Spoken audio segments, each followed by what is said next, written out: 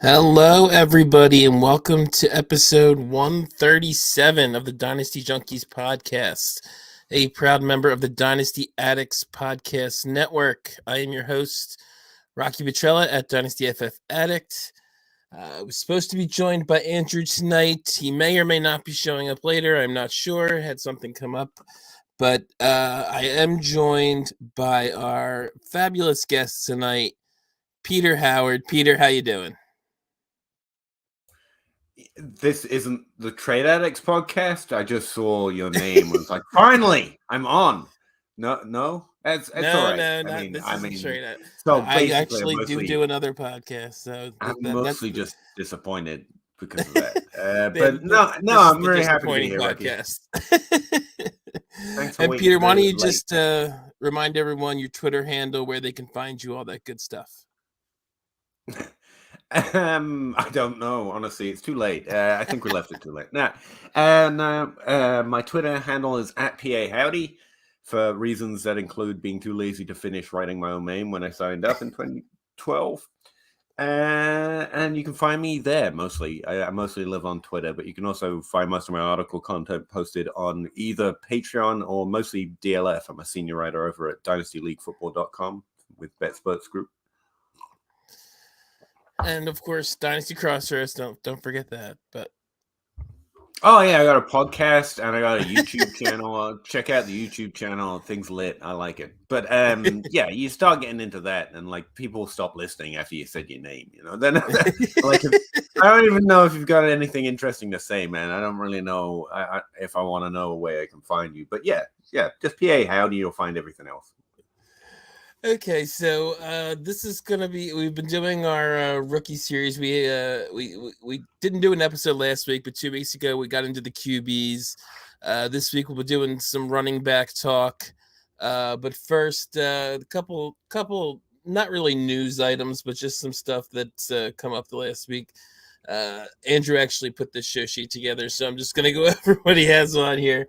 Well, since he couldn't deign to be here, I say we just blame anything that goes wrong, including with our analysis, on him. I mean, really, it's his fault. I agree.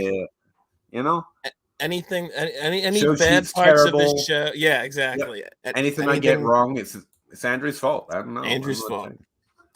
That's generally how we do it here. Actually, whatever we have three hosts and we rotate. Whoever doesn't show up, they're the one that gets blamed for anything. It's their fault.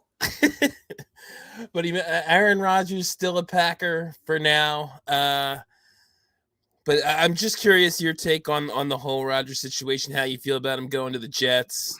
I mean, could they get it over with? I guess. Yeah, for a long time now, the best way of playing NFL news is wake me up when something happens. Recently, real recently, the last couple of years, maybe the last year, the NFL has gotten a lot more exciting, a lot more like a dynasty league, to be honest with you, where things actually do end up happening.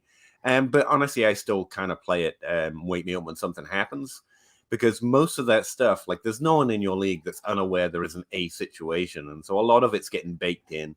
Can we count on people double counting or not double counting? I think Aaron Rodgers for a while now has been a quarterback. He's in his final Tom Brady arc, and I don't think he'll play nearly as long, so we don't have as long of it.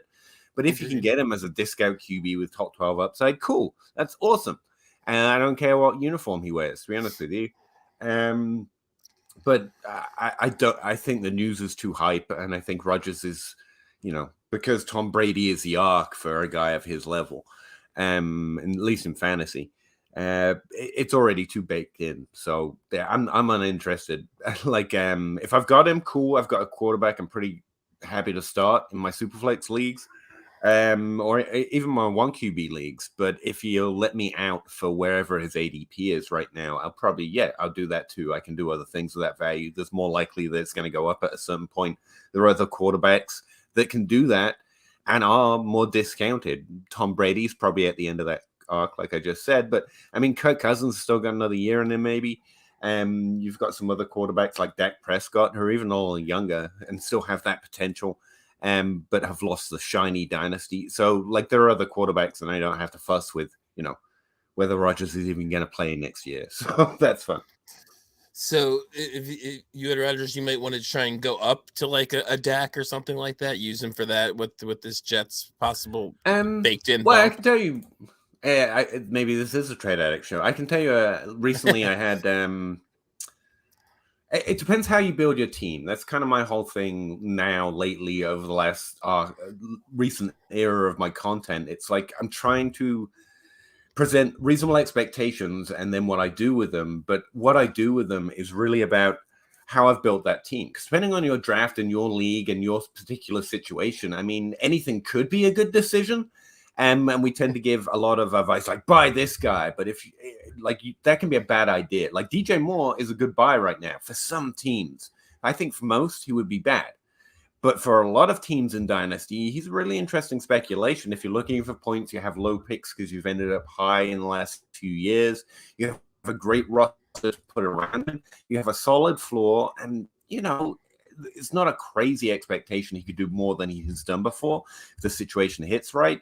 And it's not valued any more than it was. However, recently going through the DLF Trade Finder, a lot of those trades that have gone down for DJ Moore have been way too high because the nerds have been way too high on DJ Moore for a while. So that was just a random name. That's maybe a bad example, but in your league, it could be the right. If he's for a 108 and 109 pick in your rookie draft, that could be interesting for the right team. But for most teams, probably not. And what was I talking about? Yeah, Aaron Rodgers.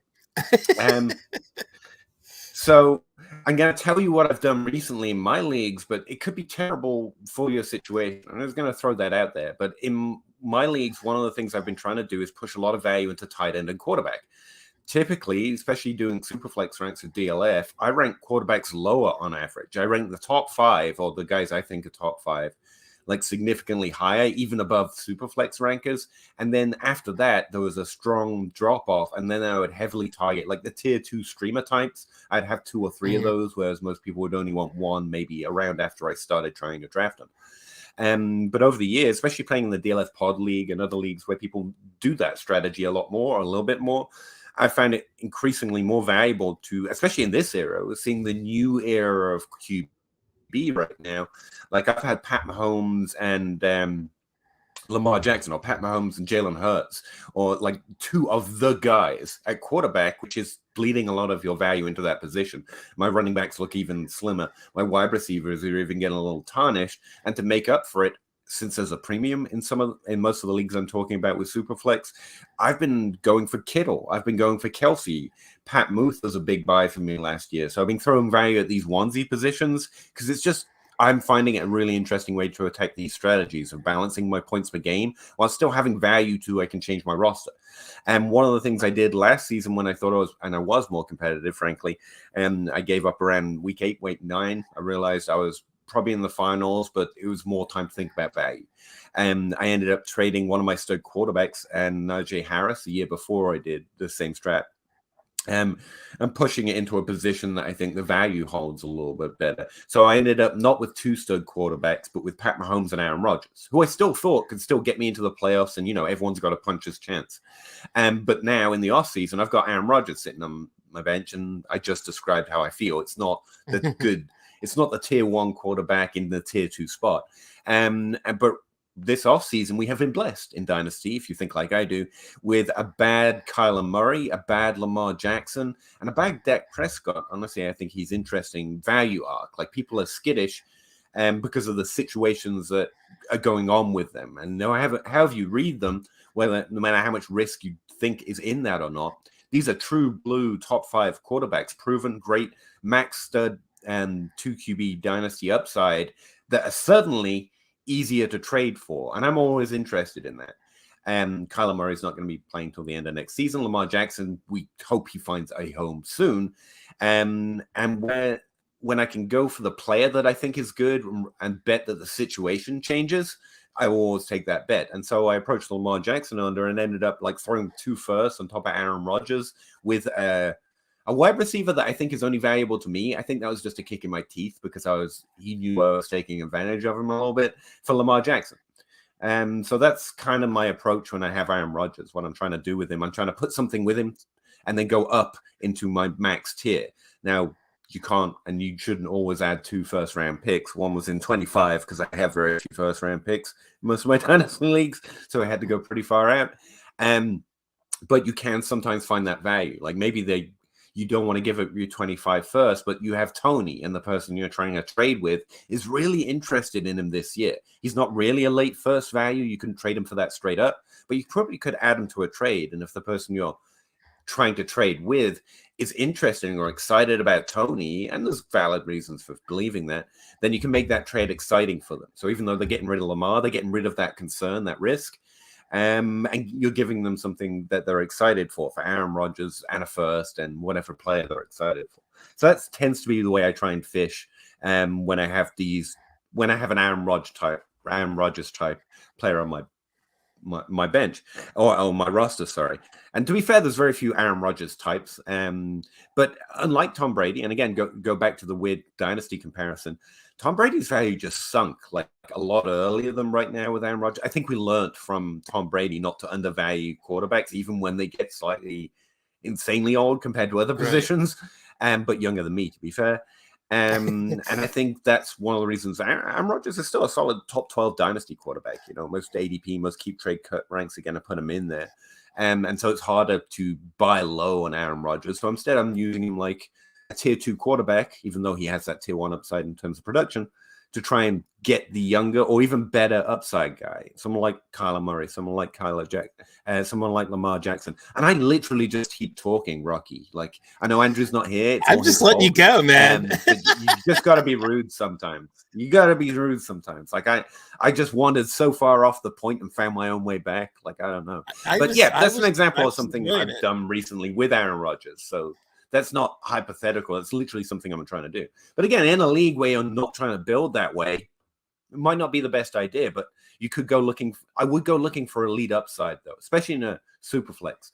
And you have Aaron Rodgers. Even if you have to add to him, you can get the elite upside at tight end. Like Kelsey and Kittle both have it. And again, there's a little bit of a skittishness in Dynasty because I won't be able to play him in 10 years. Well, no, you won't. But you'll be able to play them this year, and they have positional advantage that very few tight ends can give you. Kyle Pitts, if you're more interested in that side of the dynasty landscape for your roster, first time in human history, he's suddenly a reasonable value in dynasty. Not great. He's not quote-unquote cheap. He's not easy. But you could try switching positions just to get out of that if your team is more built towards not trying to stock premium assets to the quarterback position. So, yeah, that's what especially when someone carries name value, and you really should expect, if he's playing, you should expect Aaron Rodgers. I don't think the team switch changes too much.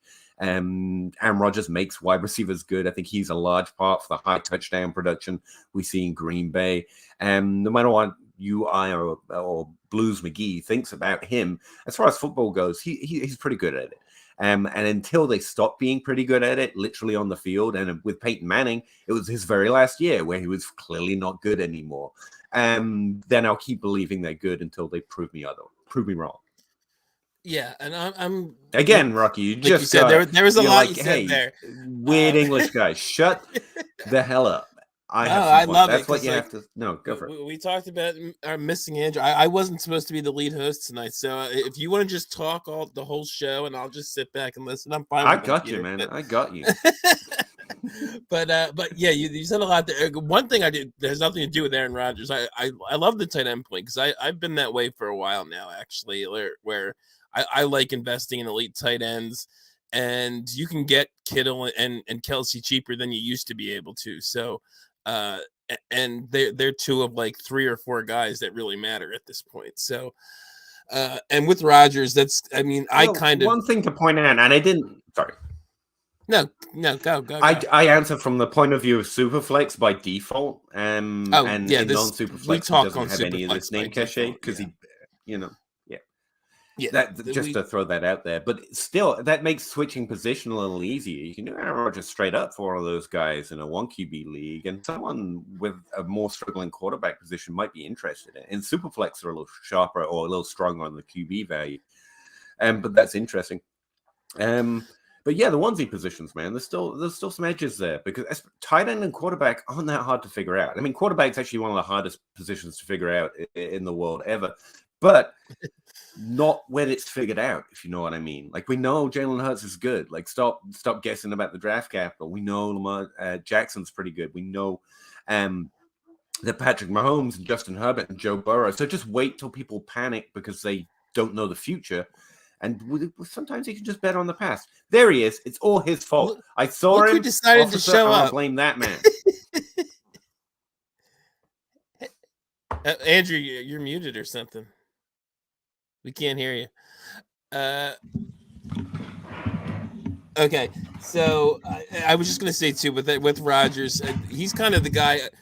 You may or may not know Peter, because I think you listen to Trade Addicts, that I tend to build my quarterback. I don't go for the elite guys usually. So Rodgers is kind of one of my guys that I don't mind acquiring right now, actually, just for himself, not to trade up or like you said, into a Dak or something like that. Because like you said, we had that Brady for years where you could get him so cheap. And he was giving you points upon points upon points. And I think Rodgers was doing think that should be default. I really do. Cheap quarterback, late round QB it launched a movement for a reason, and it's still true in Superflex. Like, again, you get people panicking on that way, maybe they won't be good anymore, and maybe Ben Roethlisberger ends it. But okay, you've got a QB2 for less than QB2 prices. Brock Purdy probably cost as much as Ben Roethlisberger in his last few years. And it's like, okay, he's not the Ben Roethlisberger, but like, I got it for Brock Purdy prices, and sure, why not? Like, I think that should be default. But again, when you're just trying to explore different ways to build, and I really kind of, again, because quarterback and tight end are a little easier to read. Like, wide receiver has a lot less turnover year to year, especially in Dynasty in the top 12 than running back. But tight end and quarterback, like, solid. Unless there was a trend I used to follow and used to write up on DLF where every now and again, for like 2 or 3 years in a row, like, any young quarterback who showed any promise would immediately become a top 5 dynasty quarterback. And it was like sell season. It's like, nope, not doing this. Not doing this. Just sell that guy. But we've got, again, the market learns it and it adjusts. And now it's like Jalen Hurts took a second to get in the top 5 just because they're a little sharp on the draft. And then Dak Prescott flirted with it. He's finished in the top 5 twice with difference making points. And everyone's still like, but Tony Romo might come take the job, I guess. And the offensive coordinator is going to probably tank that team a little bit. But you got CeeDee Lamb plus Brandon Cooks plus, like, Dak Prescott has been consistently good. So you can still find, sorry, I've gone off. But yeah, I love investing more heavily in what I'm roughly terming tier 2 quarterbacks. But again, in some Superflex leagues, again, in shop, I keep saying the word again, it's late. I just got off work. I'm trying my best. Okay. You should see the stuff Andrew has pulled, and it's all his fault. Even though he's now here.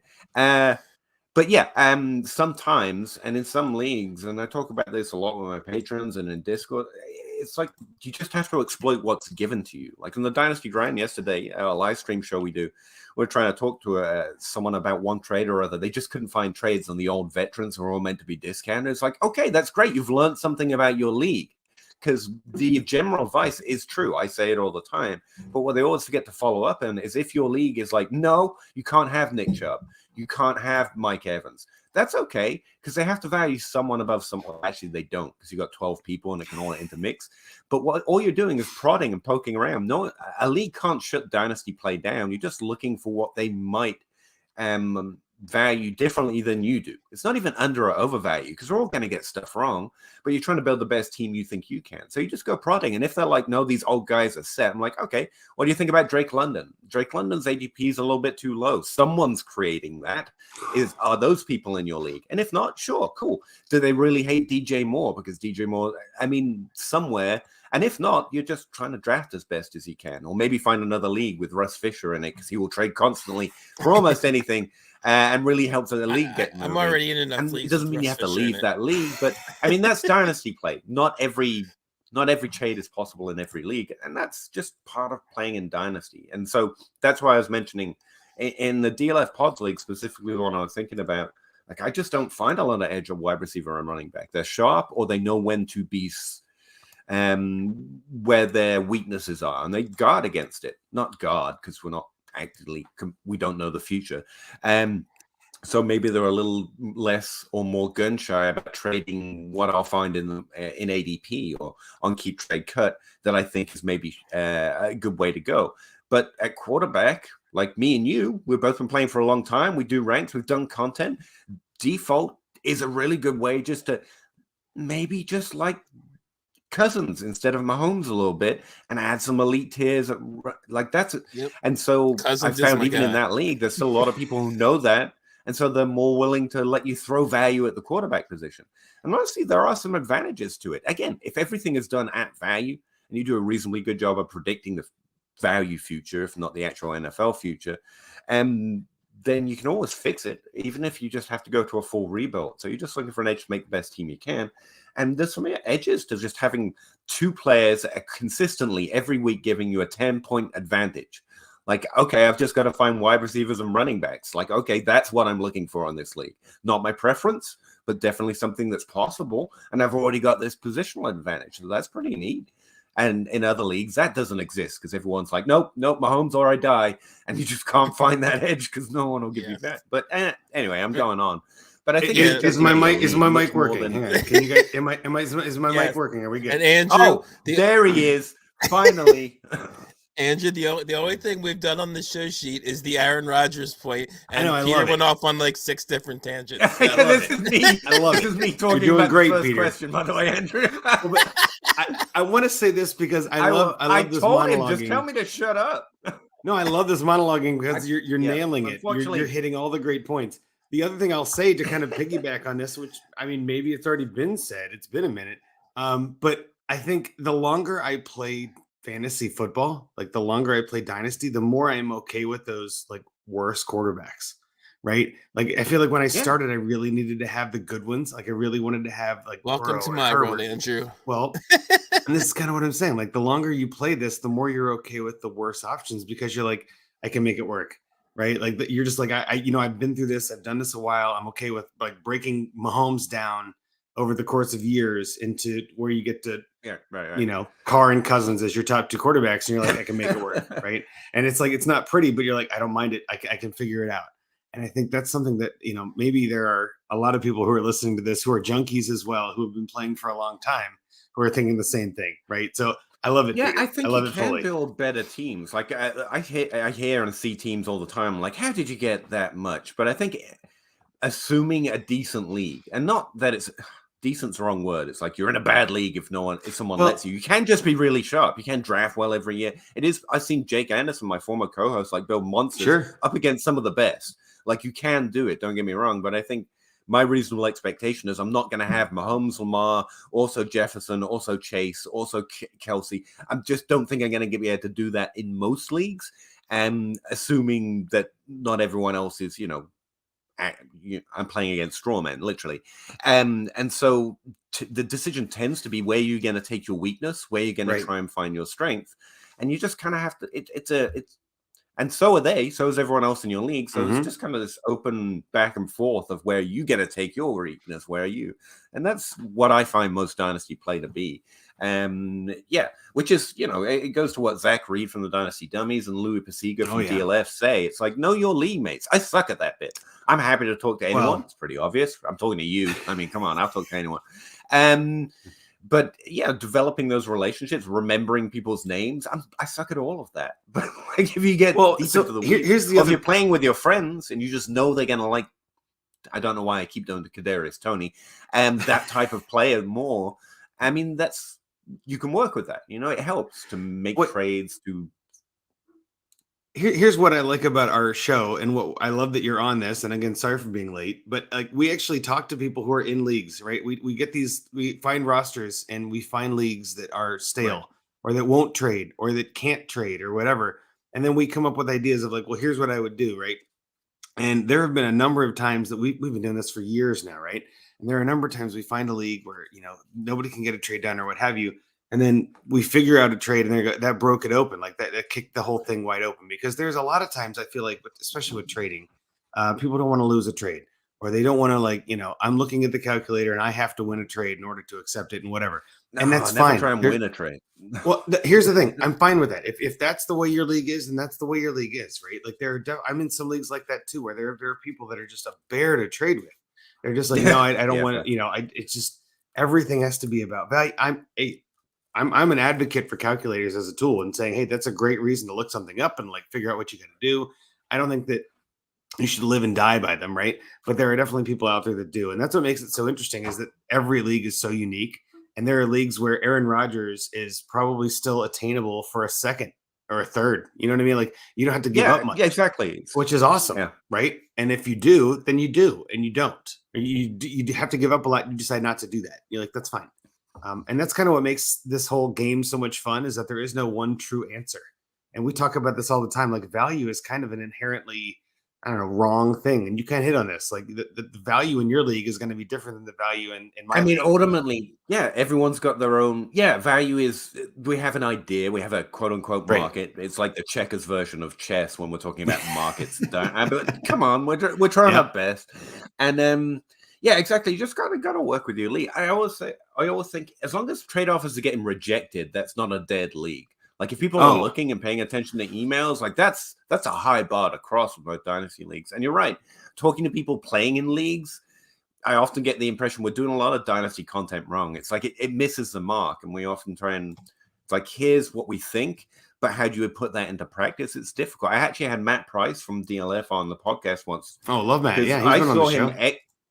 I saw him execute something I'd only ever seen said on podcasts in theory. You listen to this generic, this is how you get your league to do stuff. And you're like, yeah, sure, buddy, do that with my league. But in a DLF league, like, all analysts, all stodgy people, they have very strict values. They know what they think. And no one was moving, so they were kind of waiting for the draft. Like, we're waiting for 2023 at this point. I saw him get everyone to start acting in a league period. And it wasn't, there were very stubborn people. When they get good at something, they get very stubborn, I find. And Matt Price literally walked in, and day one was like, all right, I'm getting to get you all to move just slightly to the left. And once he gets you moving slightly to the left, everyone's dancing by the end of the week.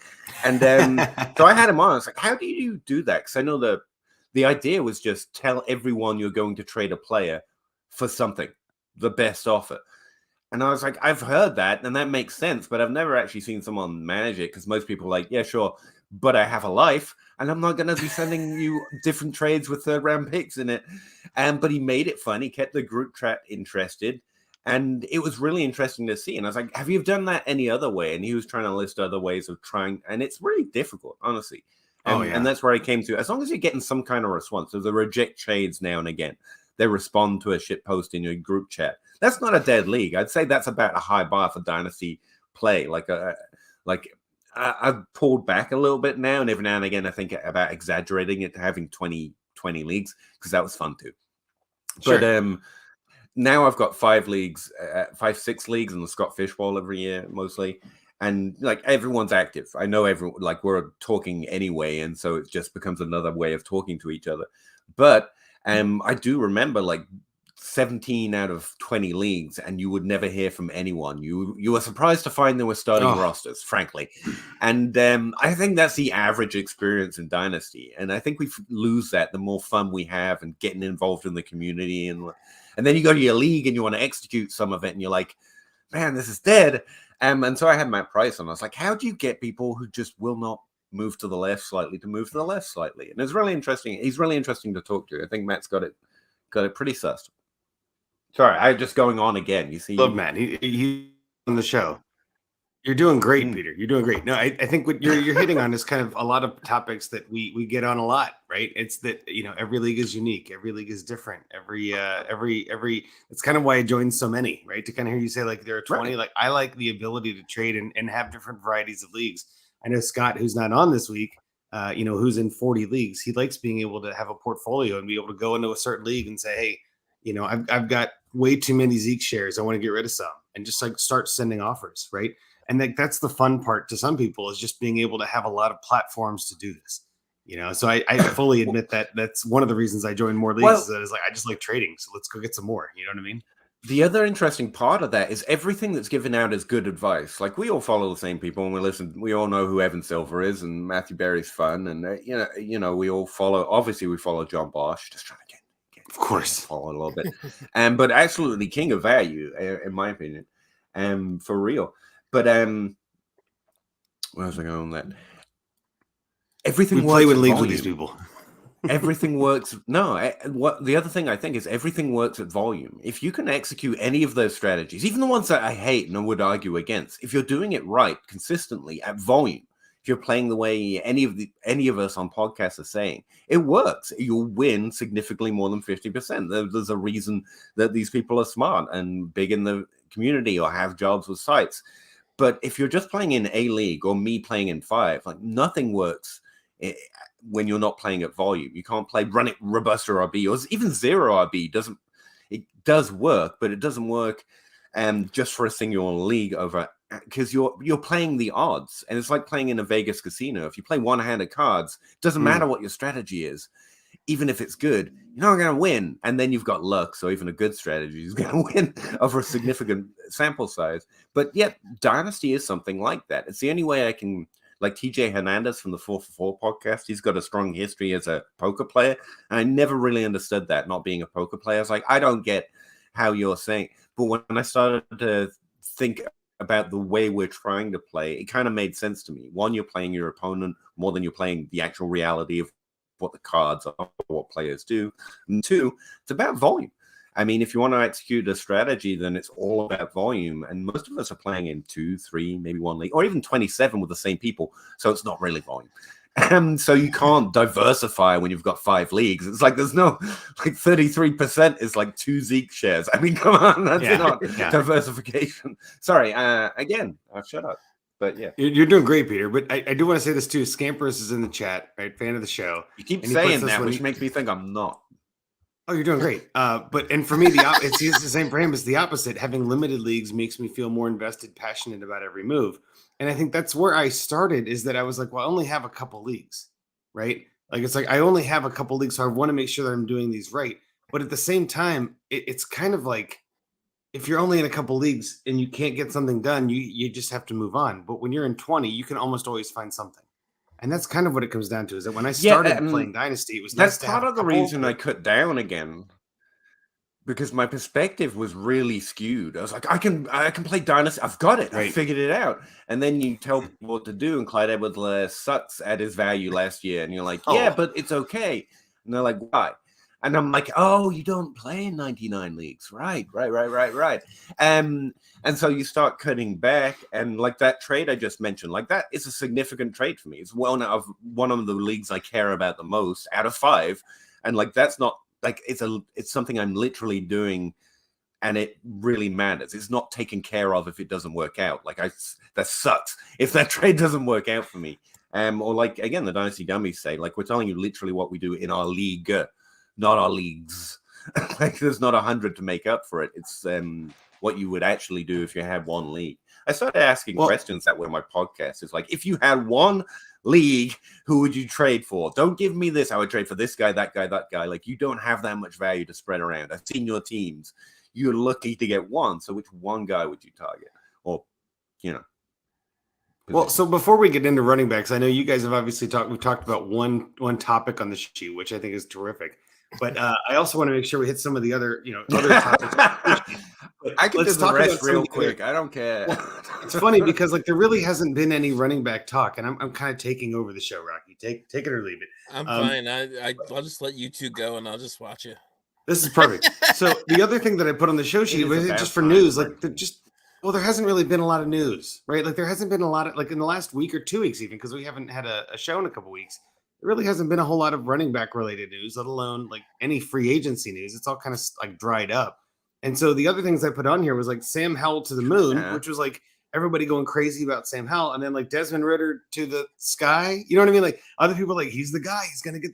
So like, it's a lot of quarterback talk with Rodgers too. But like, I feel like there's a lot of uncertainty with Trey Lance. The news coming out this week that Lance may not be the starter, and he's having to like fight for second string opportunities with Darnold. Like, I don't know how much I believe of this. Like, I don't know how much I care about I this. think that's all coach GM. Well, that's kind of what I'm saying. Like, this It is all goes- just that time of year where there's coach speak all over It the goes place, again to right? what we were saying, though. Like, if your league is more dynasty brained, which is a severe condition that needs money raised for it, I think dynasty brain is a condition that needs more attention paid to it. But like, if they think Desmond Ridder has more value than Aaron Rodgers because he's going to be worse for longer, then yes, you can trade for Aaron Rodgers in that league. That is such a good way to put it. He's going Then to it's be gonna be worse Yeah, for I mean, longer. Sam Howell's somewhat interesting. Yeah. I Howell's think an interesting Sam one, Howell's yeah. a little interesting, but again, below that, way below that tier, as that guy, he might be the Gardner Minshew of this year, kind of a thing. You don't have a lot of hope long term, even for multiple years, but you think he can be a starter in the league, fairly accurate in college, a decent above average profile as a prospect. Zach Reed, again from the Dynasty Dummies, because that's the only other podcast I know, obviously, other than this one, and liked him as a prospect. And Washington has some decent firepower at receiver if you need to believe in that there are weapons. So yeah, I don't hate Sam Howell, but we're talking about a different type of dynasty thing here. We're not Right. Are they going to have value and trade for multiple years? It's like Sam Howell might be decent. Yeah, I like that, especially if I was playing a redraft league and playing ultra late round QB. Sam Howell will be interested. Well, probably that's not exactly what it's about. Is if that he's you going can to get the some of sky. these guys. Yeah. You can get some of these guys and like hold them on your roster and put them as your QB 3 or 4 or 5 or what have you, and actually maybe pull off something, down the road. We are, as Russ always says, and I know he was even just saying this on Twitter this week, where it's like we don't need lineups. Like we don't need to worry about lineups right now. Like if you're worrying about your lineup, you're doing it wrong. It's March. Even if you're listening to this, Well, it's I think April. the best. Still, Yes. Come on. Russ is awesome, and that's absolutely true. One thing I would say is the lesson here might be you're about to enter rookie draft season, like the terrible Hendon Huckers of the world. Like just draft them, 3rd, 4th round Yep. picks. Sure, it's tight end, it's quarterback, it's running back, it's quarterback and superflex, or even 1 QB. Like stop taking flyers on your favorite wide, which is something I find very difficult to do. But there's just way too many flyers at wide receiver, and tight end, quarterback, and running back are just a lot more consistent. And like Ridder and Howell, even in their rookie drafts, like 3rd round picks in a superflex, and suddenly you might trade them for a second. Like that probably is the lesson. Well, and That's so a good point too. I was just gonna say I try to avoid wide receiver after the mid-second round or so. I just try to ignore wide receiver for the rest of my rookie drafts because those guys hardly ever pan out. And at least with like running backs, you might get a guy that's an injury away guy that exactly. gives you like 4 starts or something where he's going to score fairly well or something like The data that. backs you up there. Yeah. Yeah. I would say it's when it hits wide receiver, he goes hard in the paint kind of a thing. Like it's 2017 and every 3rd round pick becomes Cooper Kupp. Then okay, maybe we should take a flyer or 2. But it's kind of it's feast or famine with wide receiver. This rookie draft, I don't exactly. We need the draft to really figure that out. But I think it's heavy running back. It's somewhat similar to 2017, but I don't want to make those comparisons because that would be insane. Yeah. But I do think there's some value wide receiver. But like you said, by the time you get to the end of the 2nd round, hopefully they're all gone and your league mates are maybe not the sharpest. I don't know. Well, and let's use that as a way to pivot to our actual topic of the night, right? And let's get some meat on this because I think we can go on hours for Peter. Honestly, we could talk for literally 3 hours about these. I'm good. Backs. I like to say I've got just 8 hours of grinding spreadsheets staring me in the face. I know. This is it. Well, so let's talk about these running backs, right? So the top 12 running backs, according to DLF March ADP, top 12 rookie running backs. The first one, not a shock to anyone, Bijan Robinson, right? I don't think anybody's surprised to see him at the top. Number 2, Jahmyr Gibbs. Number 3, Zach Charbonnet. Number 4, Devin Achane. Number 5, Zach Evans. RB6, Sean Tucker. Running back 7, Kendre Miller. Running back 8, Tyjae Spears. Number 9, Roshan Johnson. Number 10, Tank Bigsby. Sorry. Number 11, Israel Abadakonda, which we'll talk about. Number 12, Chase Brown. So if you're looking at these 12 running backs, like that seems like a pretty average idea. Like here's 12 running backs in the rookie draft that you can go get. The ADP ranges from 1, obviously, Bijan, to 28 in theory in ranking Chase Brown. So 28 is an early 3rd. Like if we're looking at this, like that's a pretty deep 12 running backs. There's obviously quarterbacks, there's obviously tight ends, there's obviously receivers. But for 12 running backs, in most places, you're only going to get 1 or 2 of these guys if you have normal draft picks, right? You're looking at 12 solid running backs in the first 2.5 rounds. I mean, like that's a lot of good running backs. And I think that's where we wanted to kind of get into some of the meat of this tonight. And the way I put it down here too is like, well, let's try to tier these running backs up. I think everybody would agree Bijan is pretty much in his own tier. I don't think that that's shocking. I don't think that that's weird. I think the way that this is lining up, there's really nobody that you would even consider ahead of him in running backs or even any other position, really. He's the consensus 101 in every rookie draft. But after that, I think it gets kind of interesting. And so that was where I thought we could have the conversation and saying, we don't need to get into the depths of each running back. We don't need to have a whole hootenanny about all these guys. Again, shout out Zach Reed and the whole dummies. That's not our game. That's not what we do, right? On the Junkies here, we are not film buffs. We are not data spreadsheet buffs like you, Peter. Like we're not looking at all the numbers and trying to figure out every single individual aspect. The logic I'm looking at is how do we compile all this information together? How do we take all these different data points in and say, okay, where can I come out of this and think, hey, there is a tier that I want, this second or third tier of running back. And if there's 3 of them in that tier, I'm willing to wait until I get the third, right? That's where I think as a drafter, I like to know that stuff. And so I guess, Rocky, I'll start with you just because, I mean, obviously we're on the same page a little bit when it comes to Robinson, but where would you go next? What is your second tier of running back after Bijan? Do you know? Do you have one? Yeah, I guess it makes sense you go to me because Peter's talked about 80% of the show. I feel like it's only fair. You got to talk somehow. Well, yeah, I mean, I'm with consensus on the top 3. Gibbs would be next. And those top 3 are the only 3 I'd have in the first round of rookie drafts. Right. Same here. And it's kind of weird. Like I'm not a film buff. I'm not that good enough that I'm going to call myself that. But I do the I do the film watching thing as much as I can. And I'm kind of in the middle of the running backs now. I've seen about half of these guys, maybe 7 or 8 at most. And I have seen the top 3, and they're kind of each in their own tier to me because Bijan's clearly, ahead of everyone else. And then Gibbs is that pass catching weapon, but has some running ability as well. And Charbonnet, when I looked at him, really impressed me, like more than I expected. He's easily the RB3 for me, and is closer to Gibbs for me than he is to anyone after him. I would agree. Yeah, he's a very good running back. He's not a weapon out of the backfield, but he can do it. I mean, he had a 36 catch season in college, so I like him a lot. And he's a guy you're going to get in the late first, probably like 9, 10, something like that. Yep.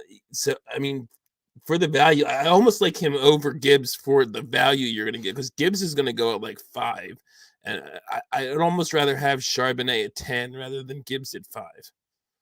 Yeah, and that's kind of where I'm at too. And I think when it comes to these, top 12 running backs, I mean, there's a lot of good value here. And I think Peter mentioned this before, we still need to see where the draft lands these people too. Yes, definitely. Right? Because especially with running backs, I mean, talent matters, but opportunity is king when it comes to running back. I think with receiver, you can have a talented receiver be the third option on a team and become the top option. I mean, we saw this a couple years ago with A.J. Brown, right? Going to Tennessee, everybody's like, oh, he's crap. He's not going to do anything. And he did fine. Like he's A.J. Brown, right? And then, another year we had a player like Jalen Reagor go to the Eagles, should be good, and was crap. So it's kind of like a little bit, receivers are a little bit weirder, right? But with running backs, I feel like you kind of know pretty quickly if they're going to be something, because when they get drafted, they're drafted to be something. And I think I'm kind of with you. I think Charbonnet is the last one I would take in the first. I wouldn't mind a Shane if we can get, a better landing spot or some sort of clear picture, after the NFL draft. I wouldn't mind bumping him up to the end of that first with Charbonnet. But I mean, again, for me, the first tier is Bijan, the second tier is Gibbs, and that third tier is Charbonnet. I'm right there with you. I think they're all separated from each other. And then after that, it gets kind of murky for me. And I think you can almost look at it like one big flat tier as like second round running backs. Like all of those guys are they're going to be all over the place depending on where they land and what the draft capital is and all this. I mean, if we see like Sean Tucker go in the first round, right, that's going to boost his value really high in rookie drafts. We saw it with CEH. It happens to those kind of players all the time where it's like, oh, the team really likes him. We should definitely give him a little bit more attention, or we should boost him up, or what have you. So I think that's still where we see some of that happening. But if you look at that, like Devin Achane to Tyjae Spears is kind of all a tier to me, where you got Achane, Evans, Tucker, Miller, Spears. That's all kind of like one blob tier for now, because we just don't know enough of where it's going from there. And then I think for me, it's Johnson, Bigsby, And again, I like Bigsby a lot, but I think he could jump out of that tier. But Johnson, Bigsby, Anaconda, and Brown, which is kind of its own like late second, early third tier for me. And I do think we'll get more clarity as we get draft capital and landing spots that all come in. But I guess, Peter, is that sort of where you are with these tiers, or do you have a different idea of how you're ranking these running backs heading into rookie drafts? Okay, boys, buckle up. Everything else was just like that was a warm up. No, so this is kind of where I don't make money, but if I made money, this is where I make my money in the dynasty space. This is the stuff I do well. Like I'm not, despite how I like to feign, I fight arrogance on a daily basis. I have no need for ego, but I know whereof I speak when it comes to what I'm about to say. And then we're going to talk about ranks, which is back to where I'm just like everyone else guessing in the dark. I really like your question of what do you do from here? Like, here's the top 12. Like, where do I, like, I'm not an expert in any of that, because that's literally where I started playing fantasy. I was literally drafted into a league, well, wrong word, and just as a 12th man, because they didn't want the league to die, kind of a thing. And I had to figure it out on the fly, and I'm still there. I'm not even ever going to invest the time to try to become an expert on tape, because it's funny at this point, and I don't know stats. And really, I had to pick up what I could pick up. So trying to find a process when you don't have the arrogance to think you're better than anyone else or anything else particularly is hard. And that's where I came out to. I'm a historian. Let's look at what happens more often in most cases and just use that as a default. It's not going to repeat year over year. The average doesn't hit on a yearly basis ever, but it gives you an expectation. You can move on from there. The first thing to know is that DLF ADP, or any ADP, DLF is my home base, so maybe you think I'm biased, but if you're using Keep Trade Cut, if you're looking at groups assessment of rookie ranks, especially at running back, but I'll get to that, it's pretty good top 12. There's going to be someone outside of it. There's going to be someone that pops off in the pre-draft. There's going to be a misrank. One of the famous ones is, well, we didn't get it right in that year. 2017 was when Leonard Fournette was drafted, right? Ooh, yes. Yeah.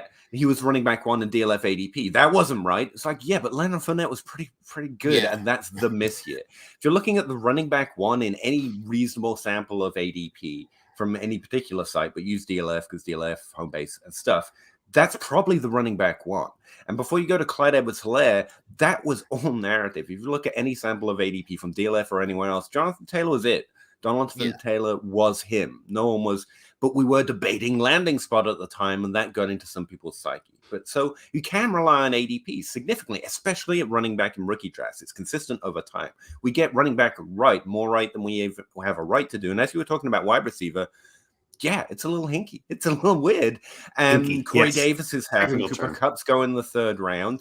You can take more shots. That's just the thing to know. You don't have to be an expert on anything to know that wide receiver, you can let your feet frag fly just a little bit. Do it at value because it's dynasty. But honestly, we know less. We get it right less, or reality disagrees with what should happen more, perhaps. But at running back, you can be a little more trusting. That doesn't mean you shouldn't. I'm so glad you said that about. I just want to say I'm so glad you said that because I've been trying to make this point for a while that, especially with the elite running backs, like we get it right, like a whole. I don't have percentage, a lot of the time, and like people want to point out that quarterback holds value. Those running backs hold value too because we usually get it right. Like, and even if even if they don't massively produce, like Javonte Williams had ridiculous value for like a year and a half. Still does, kind of, really. Yeah, it kind of does. Yeah, but when you have those like top 2 or 3 guys that everyone agrees are the best 3 guys in the draft, they're usually going to hold value and produce on top of that. Yeah. So just back to simple decisions, back to the Jonathan Taylor, Clyde Edwards-Helaire. You like Kansas City running backs. You like a lot of what they're saying about it. Jonathan Taylor's running back one. Just go with it. Like, you can be less freaky. Not that you can't like Clyde Edwards-Helaire, just trade back a pick, okay? And take your guy, always an option. I prefer to go the opposite way in rookie drafts, but whatever. That's about how you play Dynasty, not where to set expectations.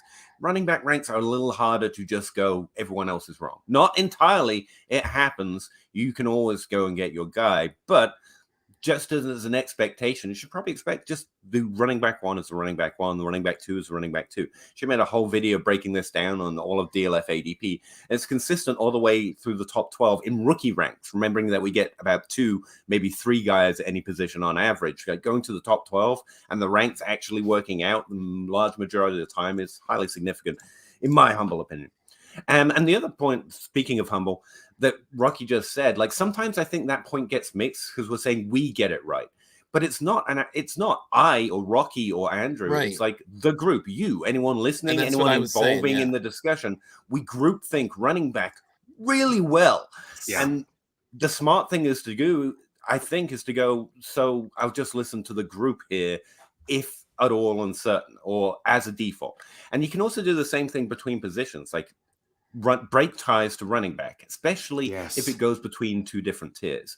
And that was a really hard one for me to accept. I like letting my freak flag fly. I love taking shots on wide receiver and thinking I'm going to evaluate it. And like I was just saying, like I have a hard time not drafting wide receivers in the 3rd, the 4th, 5th. Give me a 6th round rookie draft. I will draft a wide receiver. I promise you. And increasingly, I've switched over to tight end and running back because it's just smarter to accept you're not the smartest person in the room, let alone the smartest person in the smarter than the group in certain ways. So those are just some expectations. So between tiers, break within a tier at least in terms of expectation, break it towards running back. They do more earlier as well, so you can always get a trade done afterwards for that wide receiver who might be slower, or that tight end, or that quarterback for that matter. So those are some, I think, some reasonable expectations. And also, before I get into it, you said something earlier, which we've talked about a lot, and everyone talks about running backs catching passes and Tank Bigsby, whether he had a 36 catch season or not. And word it for yourself a different way. Not you guys, you already know this, obviously, but maybe someone else hasn't heard it quite this way. It's not about whether they can. Look, I hate to be, the hot take artist here, but if I can physically do something, I believe an NFL player is physically capable of doing it. Like, I'm just going to go out on a limb here. These athletically given marvels are physically capable of doing things that I can do on a routine basis. Yeah, they can catch passes. Now, there's a lot more to catching a pass in the NFL. I don't want to demean that. Different passes have different levels of difficulty. But that also goes to the point. Will NFL teams watch their tape and think, oh, here's a role I'm going to put them in? That's actually the question. And consistently, if they don't have a significant receiving role, they don't really develop one in the NFL. The best example is like Melvin Gordon, but Melvin Gordon was actually pretty actively used in the receiving game in college, just not as a dynamic weapon in the receiving game, or didn't hit certain volume thresholds. He did more in the NFL. It's pretty clear, but it's not like he wasn't at least being used somewhat in that role. And so you can squint at it a little bit, but someone like Ken Walker, he's never going to, we did this like 20 straight years, it feels like, with Adrian Peterson. Me having to listen to podcasts before I figured out how to start my own, of people saying, this year, he's going to catch more balls. Like, Adrian Peterson can do literally anything anyone else can do physically. No matter what he is as a person, physically, he's capable of it. I promise you. Even now, he could probably out-physique definitely all of us in terms of achieving athletic ability. But that's just not how he's used. So it doesn't matter how deep into their career you get. It's just NFL GMs are serious people for the most part, and NFL teams are serious organizations for the most part, relatively, I guess. I have shade to throw, but still, they're going to draft a player to do a thing, specifically at running back, where that's the entire game. They give opportunity at running back much more often. So you don't have to think about ability, or really, can you see a way they can, are they doing it? Is a serious NFL GM or coach going to go, and I'm going to spend the next 3 months, instead of game planning my system, specifically trying to teach this guy routes? No, I'm sorry, that does not get, and I'm not saying they won't or can't. It's because they haven't. Again, I'm just looking at what has happened, because I don't know, but expectation-wise, just doesn't happen, okay? Ken Walker can still be phenomenal, notice, and so can Derrick Henry for that matter, but it's just a reasonable expectation. Tank Bigsby, Charbonnet, they're being used enough in the receiving game that anyone watching them is like, yeah, okay, so I've got a guy who can catch passes in different varieties as well. Some are running routes, some are just catching dump offs, but they're going to see that and think, oh, I'm going to draft him and do that with it. So there's some expectations. Outside of that, ranks, and where I'm back to just an average, normal human. Arrogance. Bijan Robinson, a tier of his own. My tier 2 is just Jahmyr Gibbs. He's the only one who belongs in tier 2. Yep, and that's where the part of where the thickness comes in this class. Like, we're all Jahmyr Gibbs is a tier 1 in every class the last 5 years, easily. But we have Bijan Robinson, which means a tier 3 in this class is like a serious prospect in every other class. And I've got 3 players in there. It's Tank Bigsby, Zach Charbonnet, and Devin Achane. And those are my 3. I don't have Zach Evans in there. It just missed me with maybe I can I can see what he would have done maybe on fictional touches, and like, no, just miss me with it. I believe the ADP. I will not draft him. Like, okay, there's definitely something there. I talked to Travis May about it, and there's really weird story there. Travis is where on he next follows week. college a lot. Like, yeah, he can tell you. Don't ask me. Just ask Travis when it comes to Debbie stuff for sure. But like, there's no information which I can go and use to compare to past prospects. He just didn't do shit relative to players. Pardon me, I don't know if I can swear on here. Relative to players that go and play in the NFL. Could he be great? Yeah, sure. I don't know. ADP says we should definitely be interested in him, so I will be. But like, these guys were all like really good in college, and it's hard for me to take that bet when I'm not out evaluating anyone using the tape or data. Outside of that, my tier 4 is really interesting. Talking about the thickness of this class, a lot of the players you just mentioned were in it. Starts with Sean Tucker, Tajay Spears, Deuce Vaughn. Deuce Vaughn was, we can talk about size as well, I guess, but that's another whole monologue. Seriously, if he was just a tiny bit bigger, he'd be like, everyone would be losing their marbles of a Deuce Vaughn. And Rashawn Johnson, and I stuffed him in there. Similar problem with Zach Evans, except for the fact he was playing a role in college, and I can't scale it up. That's not the way stats work, as I've found. But listening to tape evaluations, honestly, I'm like, okay, so it's not, the good numbers aren't from nothing. And, Miles Sanders playing behind Barkley, and you can't, at least he did well with what he could earn. And he did earn a role on a team. And in a class that is just described by smaller, really talented guys, Rashawn Johnson is bigger and perhaps just as talented. And that's really exciting, especially for the NFL that's thirsty for running backs right now and likes bigger running backs anyway. That, again, like you guys said, you need the draft. But if someone's like, I'm going to go see if we see from the draft, someone's going to maybe try that guy out. Like, there's as much upside in him as anyone else I've already mentioned right now, just because the mystery, it's, the quote I keep thinking about this class is, it's better to remain silent than speak and remove all doubt that you're a fool. And it's kind of like that, but ability in this class, like Zach Evans. I don't know, maybe. But with Rashawn Johnson and Butte, at least we have some sample size where they were playing. And you can say, look at that. That's really good. If that was their whole profile, we'd have no questions. It's not, so we have questions. But don't discount the potential. The mystery is better than knowing for sure that they're bad. Let me jump in here and just kind of call it out what it is. Like, you've got Tank Bigsby up there in that tier, right? And he is, as of right now anyway, RB10 in DLF ADP. And this is technically one QB ADP, but it's the same. It's close enough, right? Like, we're just looking at running backs anyway. But it's still like Tank Bigsby being RB10. I mean, even in Superflex, he's around that same kind of thing. But you have him in your, top 5 running backs. Honestly, I do too. I think Tank is somebody that is going to go to someplace. He's going to land someplace that they're going to want to utilize his talents. Kind of what you were saying. Like, they're going to look at him and go, "Yeah, we want that guy on our team. We want to use him." I think there are lots of times where we get that fallacy of rational coaching that kind of comes into play here a little bit too, right? Where we just believe these coaches know more than we do, and that they're going to use a guy right, and then it doesn't happen. See Trey Sermon, for instance, who was in the news a little bit this week, where it's like Sirianni's talking about Sermon, like, yeah, he might actually be able to get the ball. Like, dude, you're in charge of who gets the ball. Like, what is this you're talking about? Like, you're picking the plays. Like, just give him the ball if you want him to go. Where is this guy? But I have come to love that coaching note. It's like, they're literally just telling you that he's bad. Okay, cool. It's so weird. If only he could make me decide to give him the ball. That's what they're saying. I'm like, yeah, that'd be great if he actually could make you believe that. But the fact that he can't speaks volumes, right? Yeah, but I think it's weird to me because Tank is one of those players, even like in Devi and other things, where like I remember hearing about Tank Bigsby. I think it was 2 years ago. And, last year, even hitting into this class, like he was going to be one of those guys. And then this past year, he kind of fell off, and again, I'm using general terms on purpose. Like, he didn't dominate. He wasn't like one of those players that, hit the ground running like Bijan did and just stayed his own self. But there are a lot of times we see that in the running back when you're talking about Devi and other kind of, leading up to draft classes where running backs fall off just because they don't get used as much or, heaven forbid they get injured or some sort of change happens on their team. And in college, I feel like it happens a lot more than the pros. And so Tank is someone who I would be happy to get at running back 10, right? Like, I'm happy with that value. That to me is a terrific value. As someone who I'm kind of targeting in the second round is if I can get 204, if I can get Tank Bigsby, I'm happy with that. You know what I mean? Like, I don't mind at all kind of reaching, quote unquote, reaching on that value, if his value is lower than that according to ADP. But I think once the draft happens and we see him get, day 2 draft capital and to a good spot, I wouldn't be shocked at all to see that RB10 become RB5. Like, so I completely agree with you. And I think that's a fine tier 3. It's a little bit deeper maybe than my current tier 3 with Charbonnet all by himself or whatever. Right. But it's the fact that we can all play this game of like, well, where are these gaps? And that's kind of the next question on here was, what are the gaps and how big are they? Like, the gap from Bijan to Jahmyr Gibbs is pretty big, I think. As in, like, I'm not going to get confused and accidentally put Gibbs in the same tier.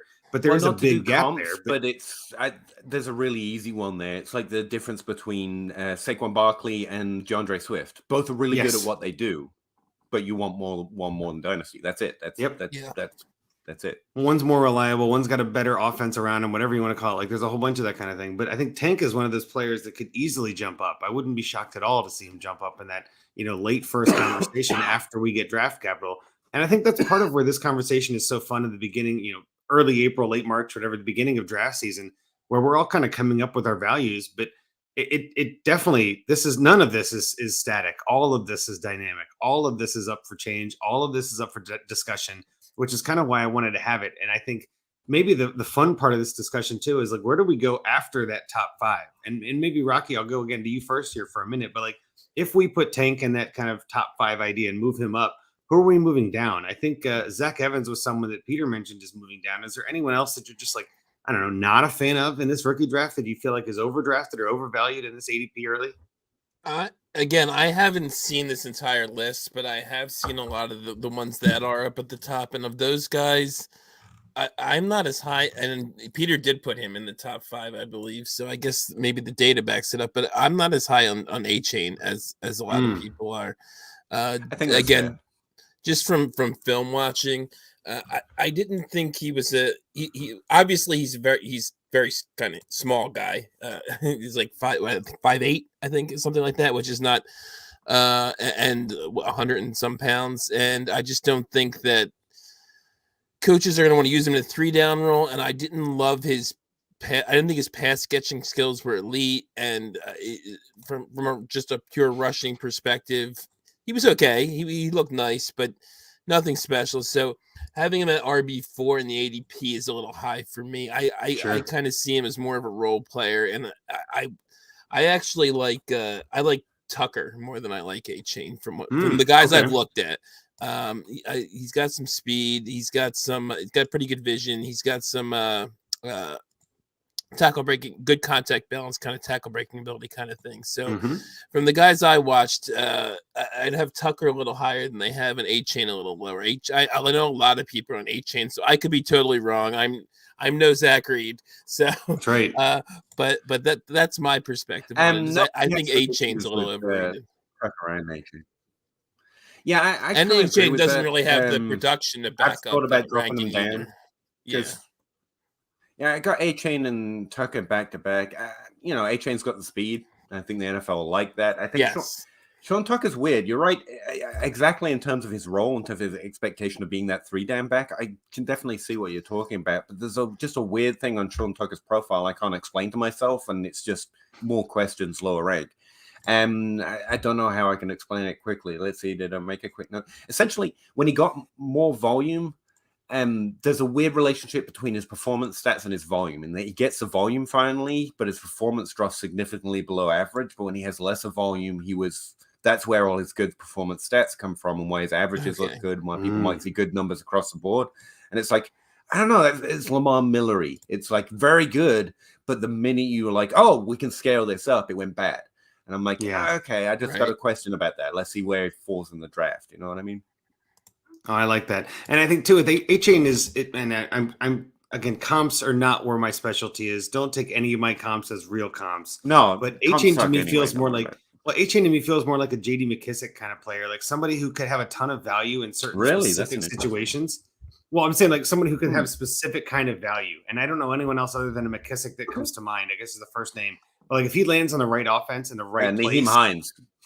Nyheim Hines, perfect example. Yeah, exactly. Like something like that where like I'm not exactly like wowed by him, but he just racks up fantasy points. You know what I mean? Just somebody who like gets the ball and they just keep giving him the ball and he catches a lot of passes. Like I could totally Yeah, see it. and he did. I just pulled his numbers up again just to refresh my memory. He did catch like 60 passes over the last Yeah. 2 years. Yeah, But I it's kind of still why. just Yeah, wasn't he's a as big impressed receiver. with him in the receiving game. But McKissick doesn't exactly wow you either. It's not like McKissick Exactly. is Austin Eckler. So Yeah, I I'm was not gonna like say, excited to have have you ever McKissick on my looked at team. James White? I'm not Yeah. doing comps at all, but just running with the conversation. Have you ever looked at James White's statistical profile? He looks like a 3-down running back with a lower, he's not a spectacular target share, but a good running back with 3-down production, but slightly smaller. And he's not going to get Belichick or be James White top 5 running back at all.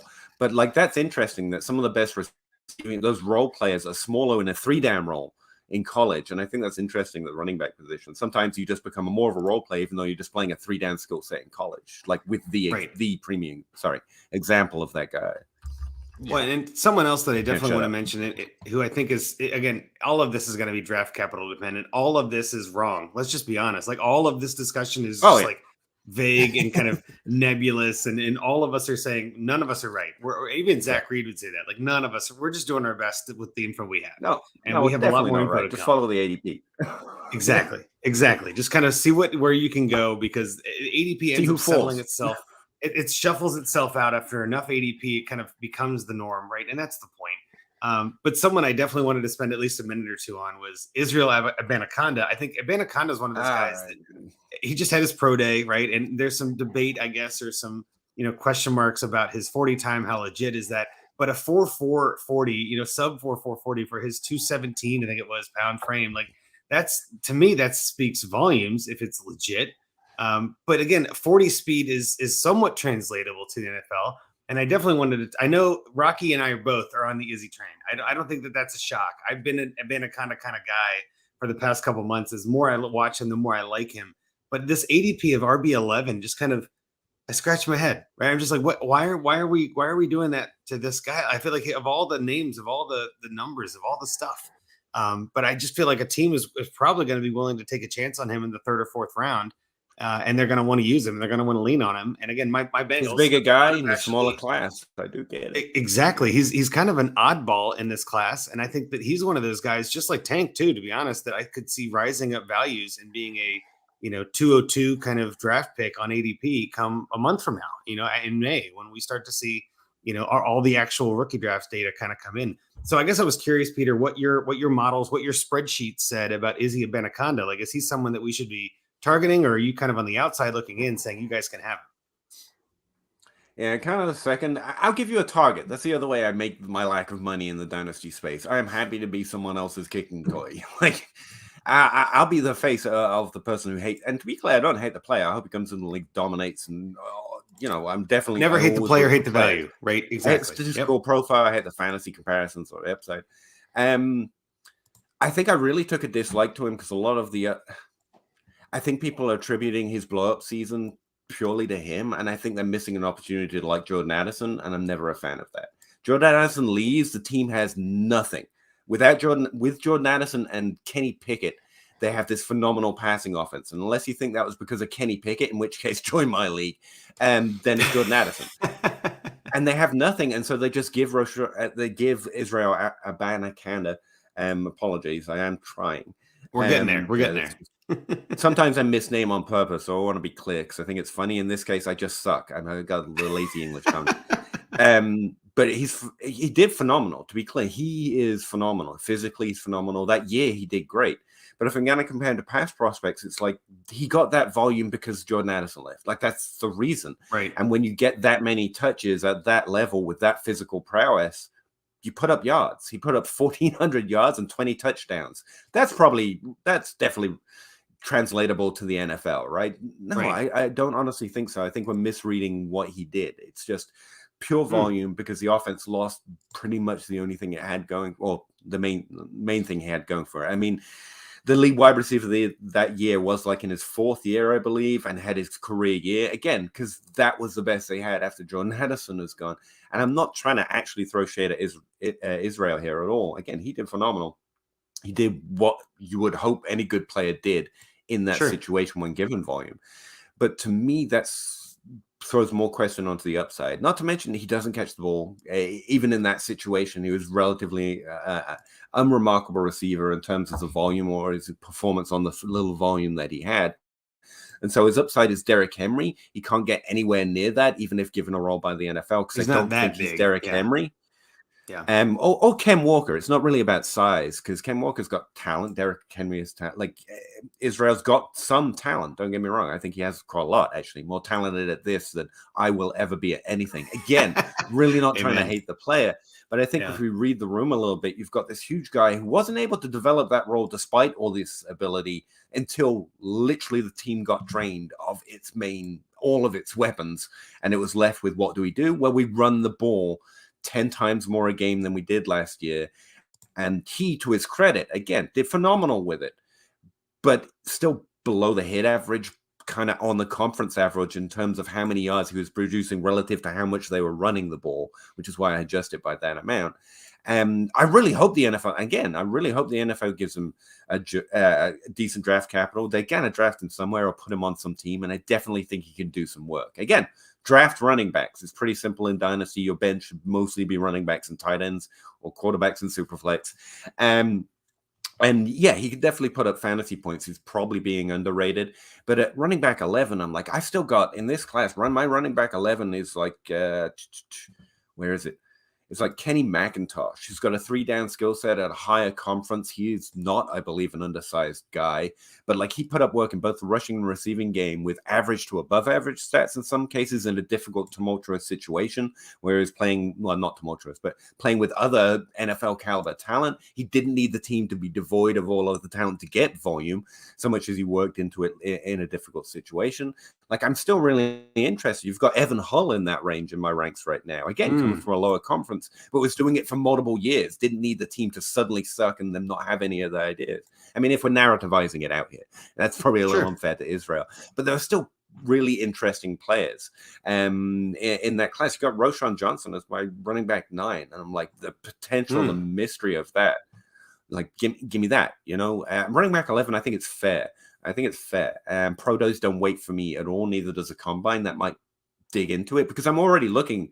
I already know this guy's huge. I already know he's got the physique that NFL teams are going to like, and draft capital is going to show us that too. I don't mean to run on about this. I mostly made most of my notes just to point out how good Jordan Addison was. But Israel's definitely capable. He's definitely got the physique. He's definitely putting up the things that the NFL team is going to want to see at this point in the year. And I'm sure he's a fantastic guy who gives to charity, and I wish him the world of success. We should have him on our benches in Dynasty, for sure. But I don't see Ken Walker anywhere near his range of outcomes, or Derrick Henry. Who's that one guy that Bill Belichick just decided to give a phenomenal season in touchdowns one year? I always forget his name. Not James White, the big guy who just rushed. It is possible. Oh, my God. But even he put up better numbers without needing the team to be evacuated. But yeah, it's possible. Don't get me roster him for sure. But at RB11, I'm like, okay, I get it. Undervalued, I don't know about that. I quite like Tajay Spears, Deuce Vaughn, and Roschon Johnson, who are all just above running back 11. Like, I couldn't fit him in there. Here's where I'll jump in. I'll jump in with this then and just say that it's interesting now. Again, I'm just a target. Now you own me, and I accept it with good nerdish. You're doing great. This is exactly why I wanted to have this discussion with you, because I think that Izzy is Anaconda is one of those guys that's somewhat polarizing, right? I've seen some ranks where he's RB4. I've seen some ranks where he's RB20, right? Like, he's one of those players that it literally is the draft capital and landing spot is going to matter to him more than anyone else. Oh, LeGarrette Blunt. Thank you, Dave. Thank you. LeGarrette Blunt is who you're thinking of. But again, I think it kind of comes back to that same idea, and to kind of, I wouldn't say counterpoint your Addison argument, but when the team gave him the ball and needed to lean on him, he was able to accept that and do well with it. I think pro teams are looking for someone like that are willing, to lean on a guy and say, we don't have a receiver.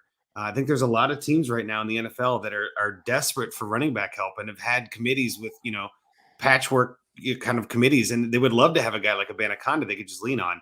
And I think that's part of where, again, it's kind of a cop out, but like, I want to see who drafts him and where. No, right? I mean, and I think that changes everything, right? Yeah. Through a keyhole. And that's kind of the other thing. What's the line in draft day, right? The NFL is full of Janes. Give me a Tarzan. NFL is full of Tarzans. Give me a Jane. Something a little different. Like you said, size. But the way that like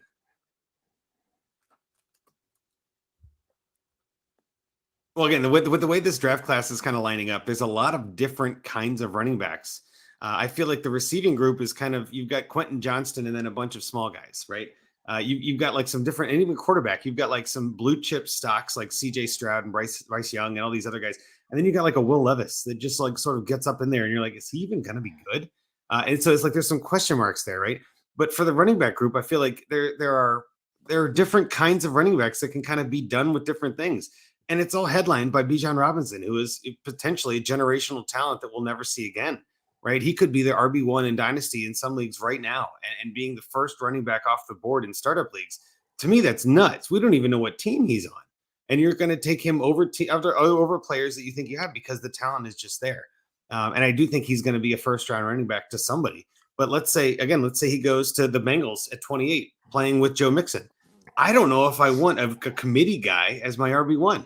You know what I mean? Like there are so many things that we still have yet to decide and figure out with these running backs. And kind of going back to where we started, even like a lot of this is going to depend on, how much is the team willing to use him? How much are they willing to lean on a guy? And I think with Izzy, you've seen that the team was willing to do that in college and he took it and did well with it. And, he didn't flounder. The team was different, but they still succeeded in a sense. And he got his yards a different way. I don't think he's Derrick Henry. I don't think he's one of those, Ken Walker even. I don't think he's that. I'm not saying draft Izzy Abanikanda as like running back 3. I'm saying let's kind of keep an eye on him as we get to draft season because he could be someone that rises up boards. The other name that I think you mentioned a little bit too was Roschon Johnson. I want to get into him for a second too. Johnson to me is someone who I'm not very high on. I just don't see it, I guess, when I'm watching the tape. And maybe it's biased. Maybe it's just watching the wrong tape. I don't know. But there are times that I see him and I'm just like, yeah, he looks like any other running back. Like I'm just not wowed, I guess. But again, he lands on the right team and in the right situation, and I could easily change my mind and be like, okay, he fits well with that he meshes with that offensive line. He meshes with that scheme. I think that's going to be somebody I could see rising. So it's interesting how, again, without draft capital or landing spots, we're all kind of, I think you put it like picking at eggshells. We're just doing our best to like, I don't know, who we got. There's no wrong answer because we're all guessing and we're all okay with guessing wrong. Just through a glass, go ahead, Rocky. We can have some idea. The longer you stare, the more you make up images, though. So we've been staring and narrativizing running backs for so long. I think it's fair just to put an asterisk and say, look, we might think we see a running back in that cloud, but it might not be. Like it might just be a cloud. I mean, sometimes. So yeah, especially this time of year, I appreciate the word of caution. I have him running back 15, which is probably too low. But again, like you say, I expect the draft to sort some things out. I give myself that leeway. I'll look at him pre-draft, I'll look at him post-draft, and then I'll go back and look again. Like if I get him decidedly wrong, that'll be a note I put in there. That's why I started keeping notes. I'm like, why did I have the number itself doesn't explain. Like last 2 years, I've been actually keeping more detailed notes and putting them in my Patreon sheet as well. So before it was just ranks. I'm like, why did I? I wish I knew the thought process. What was I thinking? Because it's just memories of the things that you were thinking, and you can always lie to yourself. But I'll look back, and a rough version of what I just said will be written in, and I'll be like, oh no, I forgot. For example, here's one. Best year is more predictive for running backs. And that's his best year. Isn't it a little wrong to narrativize why that was his best year? I don't know. If it works out, that'll be something I have to look back on and think, okay, I can't do that no more. Yeah, that's fair. Rocky, your turn. Go ahead. Yeah, I didn't have a lot, actually. You guys have said plenty, but I couple things. Abanikanda, I just wanted to say, I agree with what Peter said a while back, that with the pro day doesn't do much for me. Other than, and just like the combine, the only thing those two things matter for me is how it might affect his draft capital, which I'll find out in a month. So, right. By the way, sorry, Rocky. It always interests me, like take people who value watching the tape and honestly put in work. I know you said you're not a real tape guy, but you seem to be someone who take your process pretty seriously. Like they are not combine Twitter. Like there's a distinct definition between like a Zach Reed or a you. Like it's a very different thing and it makes perfect sense because those watching already knew. And, doing this for a minute, you're like, okay, so I can't then double, like, it doesn't matter that I'm seeing it again. I already knew he was big and fast. Exactly. Okay? Sometimes there are surprises, like you expect the guy to be fast and he's actually pretty slow. And you're like, why is he moving so fast on tape? But I think, are guys, too, I think that's a really interesting point. Sometimes tape gets roped into liking for. I think it's I think that's part's unfair. I think people who actually watch and break down films I've known for a long time. I already know what their physical makeups are. I'm not going to adjust for Combine or Pro Days. And the other thing with Bandicanda, the NFL. I hope he's good because I want to hear Peter having to pronounce the Bandicanda. I know. That's fair. That's fair. It's not even. And like I say this, and people are like, "Oh, you just you're a," and yeah, I definitely have a perspective. I'm more familiar with certain names, but that's a really easy name to say. Like that's not a difficult name in my opinion. We've had John worse. Smith. It's no more complicated. And I still struggle over it. I struggle over the weirdest ass names. Like, and by the way, I was going to drop my line earlier, but forgot. I don't like Tank Bigsby just because he's called Tank. I like him because he's called Bigsby, and that sounds like a PJ Woodhouse character. So just to clear that up. I love it. And then the one thing I wanted to say, actually, I guess it's more of a question, actually, Rashawn Johnson, because I know Peter said he did have him at RB9. Like, how do you account for the fact that he played, he might be a good player, but he played behind Bijan for a couple? You're like, how do you account for that in your process? If you do. Literally my notes are explaining away why I can't. Again, with my process where I just establish like I'm not out profiling, and with my sentences, I can make my Marshawn Johnson rank make sense as long as I can lie to you. For example, if I tell you he played enough that we can believe his 3-year run of 144 plus elusiveness rating means he's good, the average for the top 12 is 96, by the way, then I can say he was exceptional at rushing. And if I can tell you that his stats speak for themselves, and I'm not playing connect the dots with tape observations like Zach Reed and J. Mike Check from the Dynasty Zombies podcast, then I can say he was used in the receiving game. And so I've got all these caveats. Like if I can tell you it comes straight from the stats, I can justify it. But honestly, again, just accepting I'm not. It's hard to make a man model in any room. Yeah, and like I know people who do a really good job at this, and like sometimes I'm just connecting the dots from someone else's process. It's like that. In a vacuum, his stats look bad, but I know there's more to the story. And so I go and listen to tape grinders. I go and listen to people who honestly have a good process that I trust, that they're putting in the work. I'm like, okay, so you shouldn't use stats like this. Use stats to justify the observation. Like you're meant to start from the stats and work to a premise, but there's just not enough here. I know I'm not the genius stat nerd who's going to be able to adjust all these for the lack of volume and figure it out. So I'm just connecting the dots backwards. It's like you play behind. So let's look at other examples. Okay, there are plenty of other examples that play behind good running backs. Good running backs can be held behind just running backs that were there first, or generational quote unquote. Right, it can happen. So instead, I do a backwards process. It's a complete lie. Statistically, it's not what you should do, but I don't want to miss. And he's one of the big guys with decent performance metrics and a small. So I'm going to value that a little bit. Especially when he's in the top 12 in DLF ADP, and I know to lean towards it. Well, even to kind of go against my own point from earlier, like whenever I've watched, and I haven't watched a ton, I've just watched a little bit of highlights and things like that of Rashawn Johnson. I feel like, again, I just kind of got this meh feeling, but it kind of makes sense if you think about it, because he's going into the game when Bijan has beat the defense down. And it's kind of like there a lot of the times, I don't even remember if it's true for every down that I watched, but most of the time when I'm watching him play, they're up by a lot. And it's kind of like the defense is just like, I give up, go ahead. Like, it's just like, it just feels like they're so like, how do you evaluate that? Right. And I think too, with I don't know.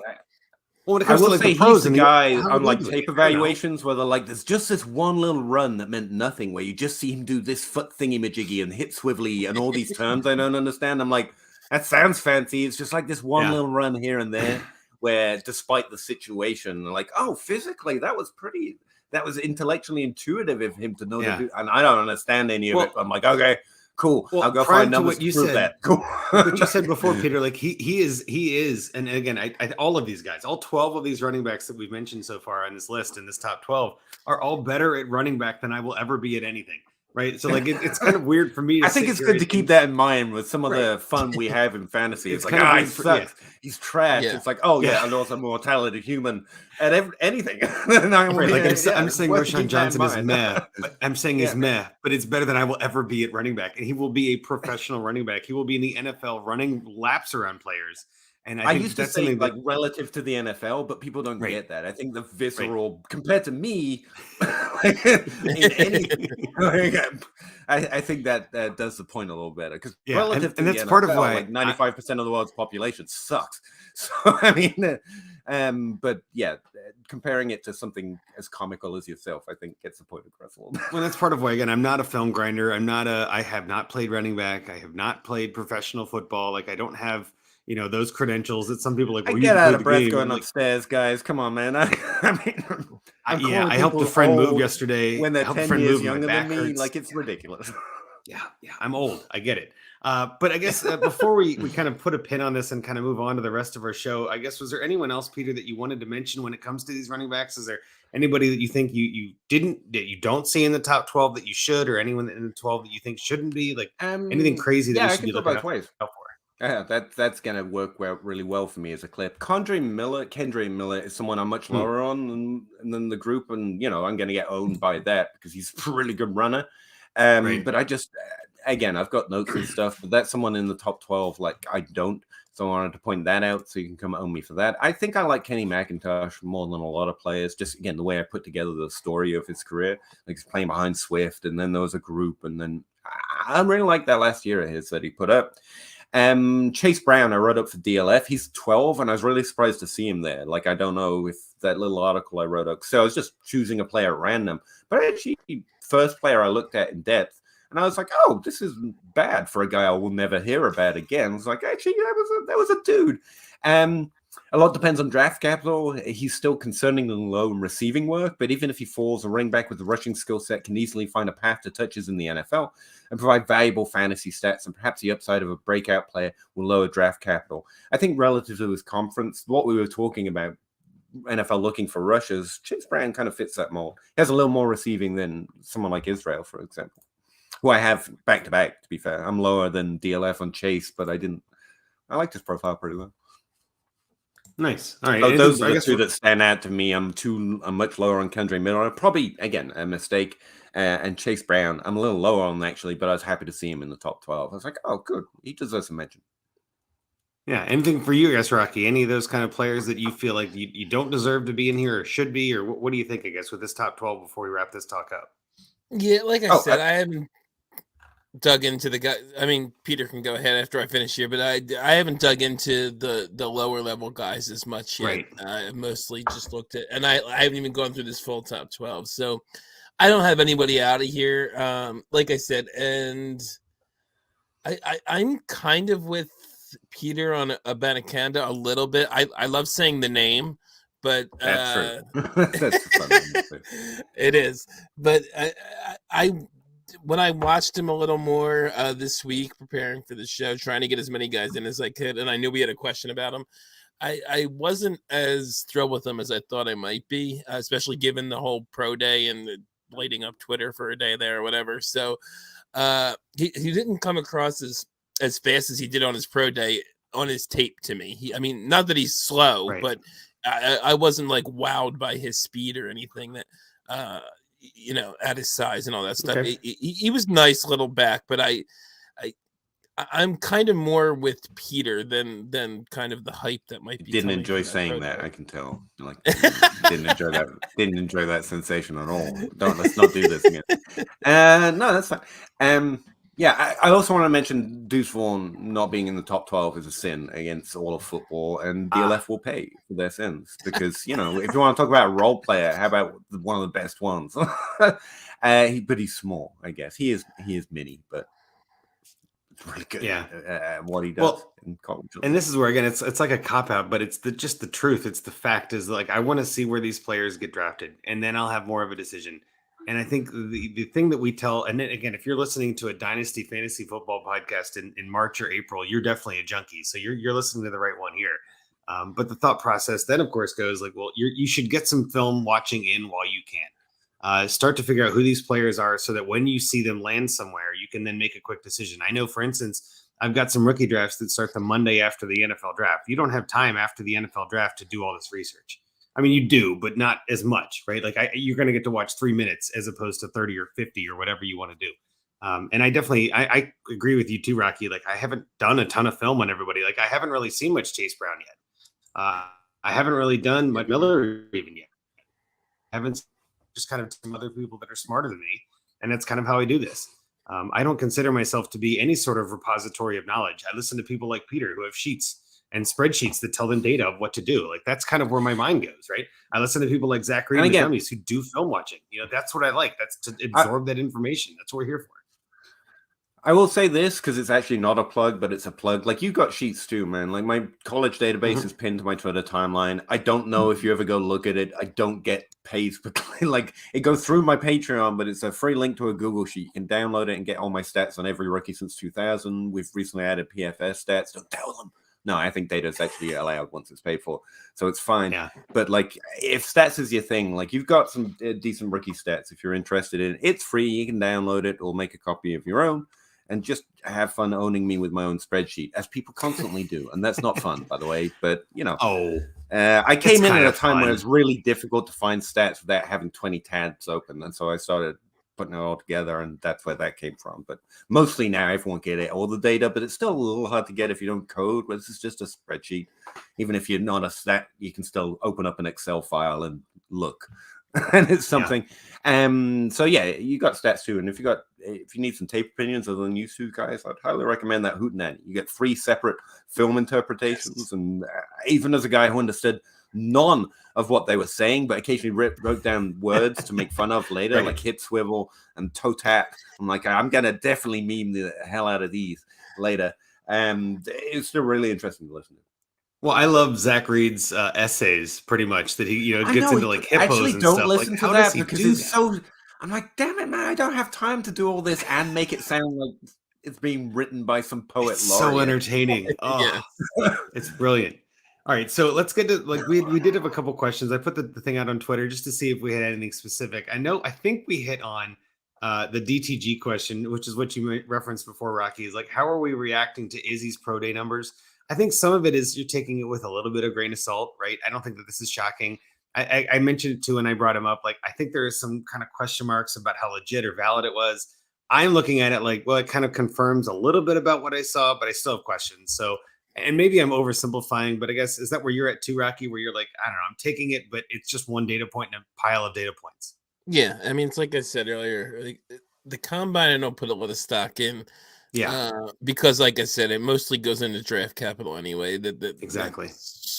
And if you do try and watch these guys on tape at least a little bit, like I do, like Peter said, you kind of have an idea of what you kind of expect anyway. But even less do I put stock into pro days, because I think pro days are obviously always going to lean more towards the players. Favorable timer. Yeah. So yeah, it doesn't. I'm not reacting to it all, essentially, is basically what it is for me. It's interesting to see. It means nothing for me in terms of how I might rank these guys come draft time. It's double counting season. That's just what I've been calling it. Like, we're in that time of year where people who have a bias, I guess, or not even a bias, just an opinion on players, they see data that backs that opinion up and they go, see, I was right. And it's like, well, hang on, you already had that data. You already knew he was good. It's a little bit odd to double count it, but it is what it is. Confirmation bias. Yeah. Right. So, and I think, again, Peter, I think you hit on that already before, but we'll get into this last one here. It's from a nerd named Andrew at Fake Footballs on Twitter. And I loved this question for the simplicity. Is this class as good as we thought? And I want to kick it to you first, Peter. I mean, it's kind of, there's 2 different ways to look at this. Is the value now what we thought it was? And then what did we think it was? Right? Like, that's a whole, we're measuring against an unmeasurable thing. But is this class as good as we thought, Peter? What do you think? Well, I don't start. Okay, how to start that answer? I really try to have no opinion of a class until, honestly, the names are declared. Like, until we know who's in it for sure. Part of that is protect myself from making expectations early, and the other part is I'm doing enough. Okay, I can't get involved in Debbie. I will literally never see my children again. Despite Travis and some others trying to get me involved. And the other part of it is, you can read the Devi market. The Devi market's pretty sharp. Something Adam Harstad's been saying about redraft versus Dynasty for a while is like, look, you don't think you're the smartest person in the room. I expect redraft to be as good at predicting points as Dynasty is at predicting value. And in fact, we've seen some upspring in Dynasty as it's become more popular, to be honest. So for a while, redraft was beating it in a few different ways. And it's the same with Devi. Like, I have always memed the hype. Next year's class is always the best class. It just always is. Like 2024 is really hot right now for some people, I'm sure. And to a large extent, there's value to do that. Because during this time of year, it's actually a cycle. It happens every year. You start looking at players and finding, oh, they're not all Jefferson and Chase. There's not 4 Chases in this class. And reality meets the road a little bit. And expectations come down a little bit. And if in your league any kind of movement happens there, it's a great time to trade into the class. And so there's always value on, because it's fun as well, just saying, oh yeah, sure, whatever, because a class can never be as good as it's hyped up to be, because our expectations just go way too high.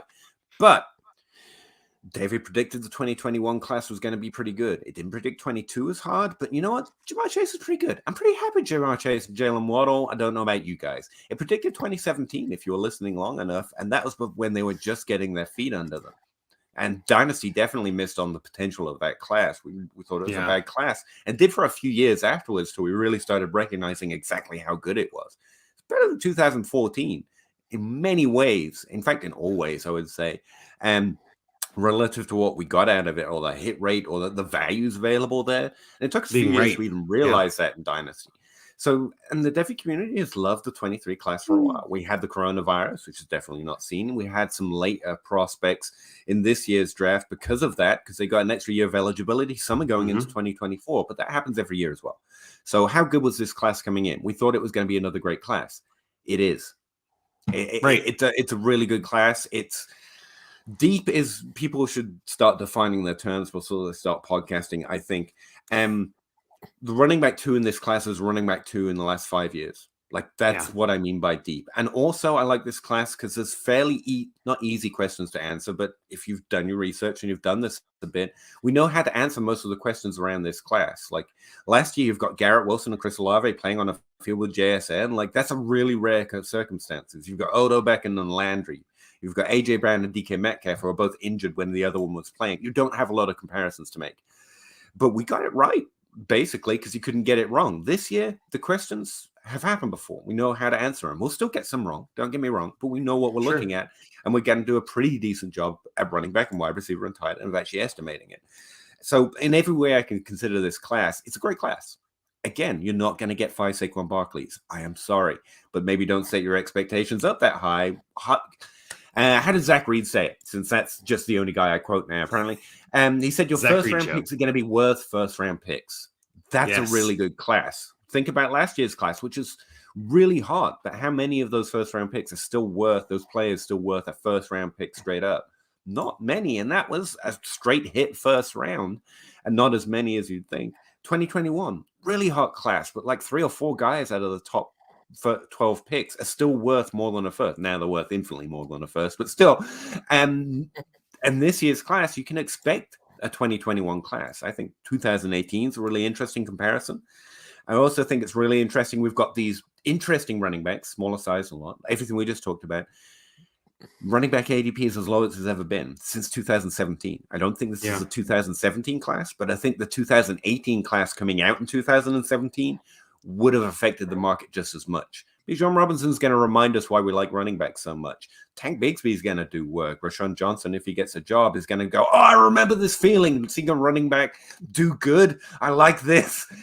And right or wrong, the running back value is going to come up. So I think there's a lot to like about this class. I think there's everything to like about this class, to be honest with you. I do too. And while there's going to be misses, and I'm definitely going to get some of the things, everything I said is probably just wrong. Jordan Addison's not going to be phenomenal, which I think he's going to be. JSN's not going to be a Jamar Chase level prospect, but in the slot, he is. He really is. We're going to get stuff wrong, but when the dust settles, you're going to be really happy to have picks in this year's class. And I think the value is already trending up, by the way. The more people dig in, the more they get over that, oh, not 5 straight Saquon Barkley's fatigue. And they're like, oh, wait, Tank Bigsby's really good. And Rashawn Johnson, what's his potential? And oh my God, Josh Downs is a late second round pick. That is silly. And I love this class. Get me more. And so it's already coming back up. But Also, real quick to I think the interrupt main for a thing to second here, learn Peter. about a rookie Hang draft on. is what's I going to have a happen question. again next year. I have a question for Sorry. you, Peter, and I think this is kind of where we're going. And it's the other part of Andrew's question here, a nerd named Andrew again. How many week one starters are there in this class? Obviously, we don't have draft capital. We don't know for sure, but how many of these 12 running backs do you see as like potential week one starters?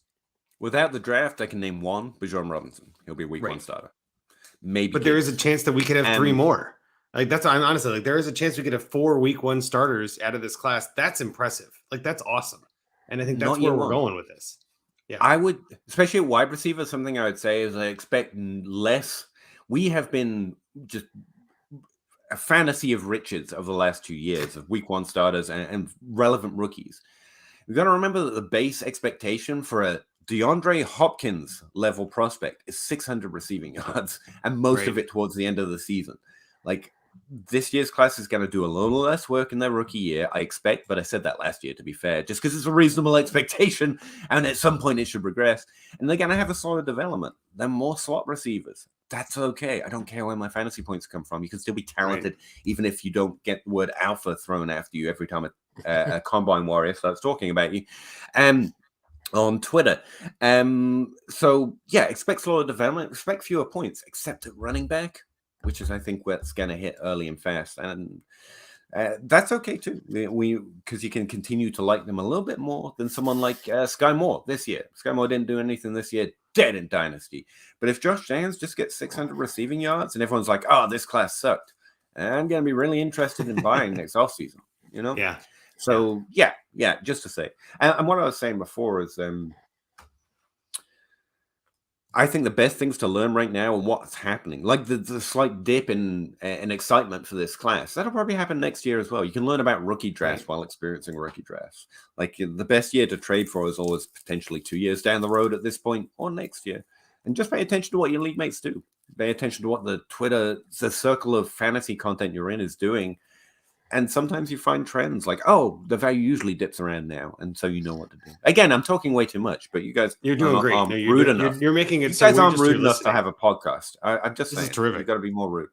Rocky, do you feel like you've said anything tonight that of value, or are we just jotting down notes for what Peter says? I'm just taking notes. This is why we're glad to have you on. And the history lecture experience. Like Kentucky I sound accent. Like I'm teaching when really I'm just that nonsense like anyone else. It's that Kentucky accent, yeah. And again, used to just spouting monologues on a solo podcast. But yeah, I'm just talking nonsense like anyone else. Just You're doing great. Set reasonable expectations. Yeah.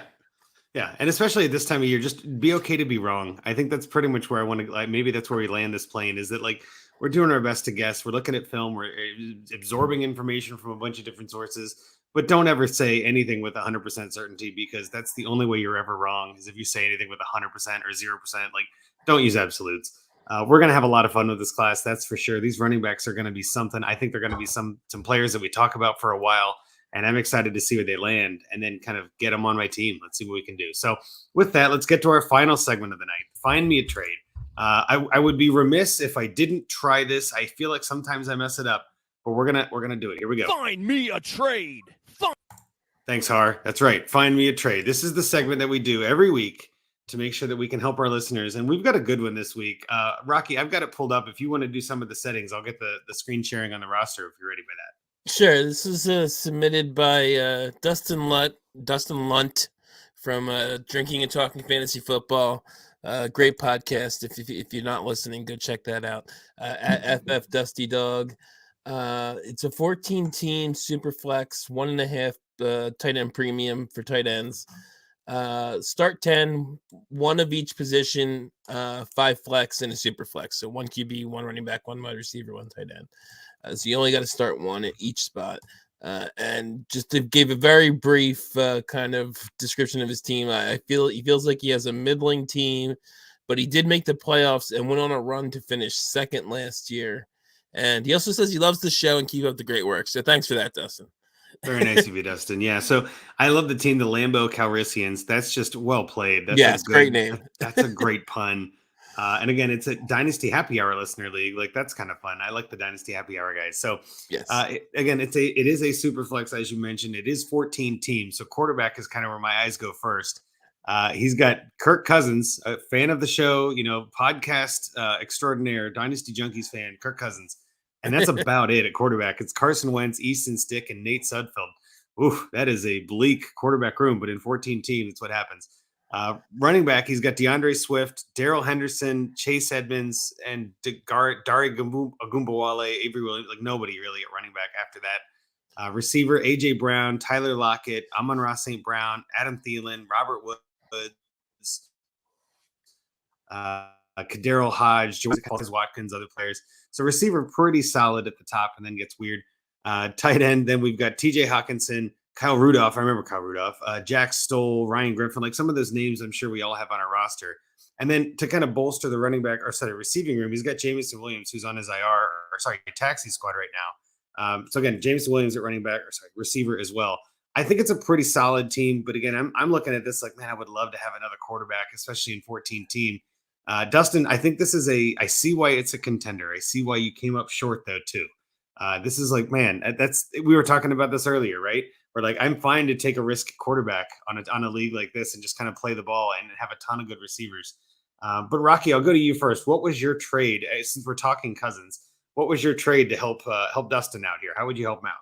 So we both kind of did something similar, but sort of in a different direction, if that makes sense.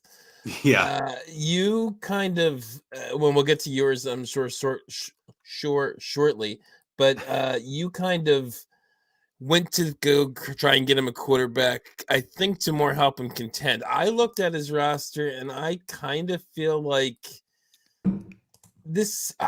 I'm not sure how he finished second last year, honestly. It's got some nice pieces, but in a 14 team where you got to start 10, I'm not sure I entirely see 10 legit starters. And some of them are aging. He's got, like you said, some nice young receivers in A.J. Brown, Amon-Ra St. Brown,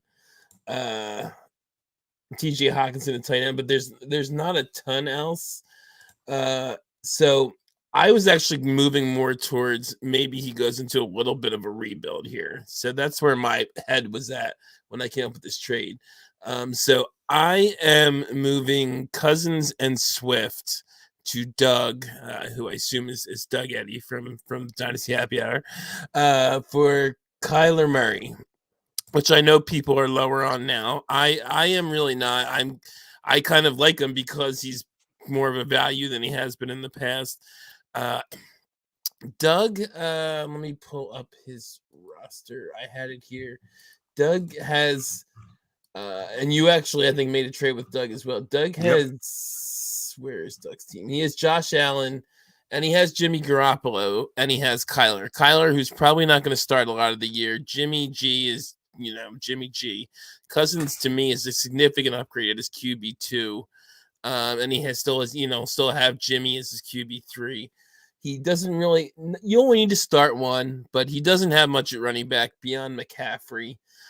He has AJ Dillon, and that's about it. It's pretty much those two Jamal guys. Williams, he gets points. Yeah, I guess so. Jamal Williams, I missed that one, but overall, I think he could use another starter anyway. Just in terms of needing 10 starters for his team, so I think it makes some sense for him. He's definitely more of a contender than Dustin's going to be in this coming year, and he's getting Cousins and Swift. Cousins, like I said, is going to score more than I think either of his QB2 or because Kyler is not going to score many points this year, or his QB3 and Jimmy G. So, and for whatever you think of Swift, I still think he's a nice starter. And we'll give them some more depth in a 14-team league. So I think it makes sense for both teams. I don't care from Dustin's team's perspective that I don't really have a quarterback that's going to be starting much of the year because I'm, like I said, looking at it more towards trying to rebuild things a little here. And it was hard to do anything with picks because for some reason this league seems to have not rolled over to 2023 yet. So I didn't know exactly where all of them were. You can change it in the TT. Yeah, you can just. I didn't put that in there. Yeah, he sent the 2022 link. You can use the 2023. I didn't put it in the. Okay, so I was looking at the wrong site, but okay, that's okay. But anyway, so I wasn't sure what the picks were, so I didn't want to. Plus, I didn't know that you could like like I said, I thought these two were kind of. Kirk's got maybe a year or two of real value left, and production probably, and Swift is kind of declining a little bit, but still has some value, and I still think is a startable asset. So, and I don't care about having a running back if I'm trying to move into a rebuild too. So that was my thinking, and get the quarterback that's going to maintain value for a while. And like I said, I'm higher on Kyler than most. I don't mind that trade at all, and I think you're exactly. I'm just going to kind of pivot into mine because again, it's the same team and the same kind of trade. Yes. Mine was to send Jamison Williams to Doug for Jimmy G, CEH, and a 24 second. And I mean, I did put the 22 link in there. The 23 link, you can see the picks, and the first pick that Lambeau Calrissians that Dustin has is the 213. So he doesn't really have any like early rookie picks. And then Doug doesn't have a second, but Doug's got the 111, the 311. So like he's kind of in that later half as well. So again, my thought was then you don't have a 23 second. I would just be fine going in the future for that. In my mind, though, sending Jameson for a quarterback, like you don't have to send a quarterback to get one. I think Jimmy G is a good short-term rental kind of quarterback. I think too, with the way that Doug's team is built, he could be looking at a rebuild as well and saying, well, I'm going to keep Murray. I'm going to build around him. I've got Allen. I don't need to move Allen. But then getting Jameson Williams isn't a bad deal. Like it depends on what both teams think. So again, I love your trade is kind of the opposite, but similar to mine, where you're trading up for Kyler and rebuilding. Mine was splitting up Jameson for a running back, a running back, a quarterback, and a future pick to kind of split up that asset into multiple groups. Because I do agree with you. I don't know if he's got 10 starters on this team. So my thought was we need to get more starters on this team. Like we need to find ways that we can find another body to fill in. And this trade, I feel like, does that. I think CEH is at his floor right now. I don't know if he's going to get much lower. Of course, he could get much lower in value, but you can get him for almost nothing on some trades. And I think he's going to have an okay year. Not somebody you're excited to start, but when you need to start 10 and you only have 8 starters, CEH is looking better than some of the other guys on his roster. You know what I mean? Like, I'd much rather start CEH than Daria Gumbawale or Daryl Henderson, who doesn't even have a team, right? So, like, some of those guys, I'm like, oh, I'd still rather have that guy. But I think it's interesting. We took the same basic approach, just opposite directions for the same team of Dustin's. And I see on the sheet, Peter, you're making some notes. What are you thinking? I guess what do you think about our trades, or what do you think of your own trade for Dustin? How would you help him out? Yeah, sorry, I'm doing this on the fly, so always unprepared, never right. That's the spirit here. I'm gonna split the baby and do both directions because screw these haters, dude. You can go whatever direction you want. You can win. I can see how you were competitive last year. You got AJ Brown.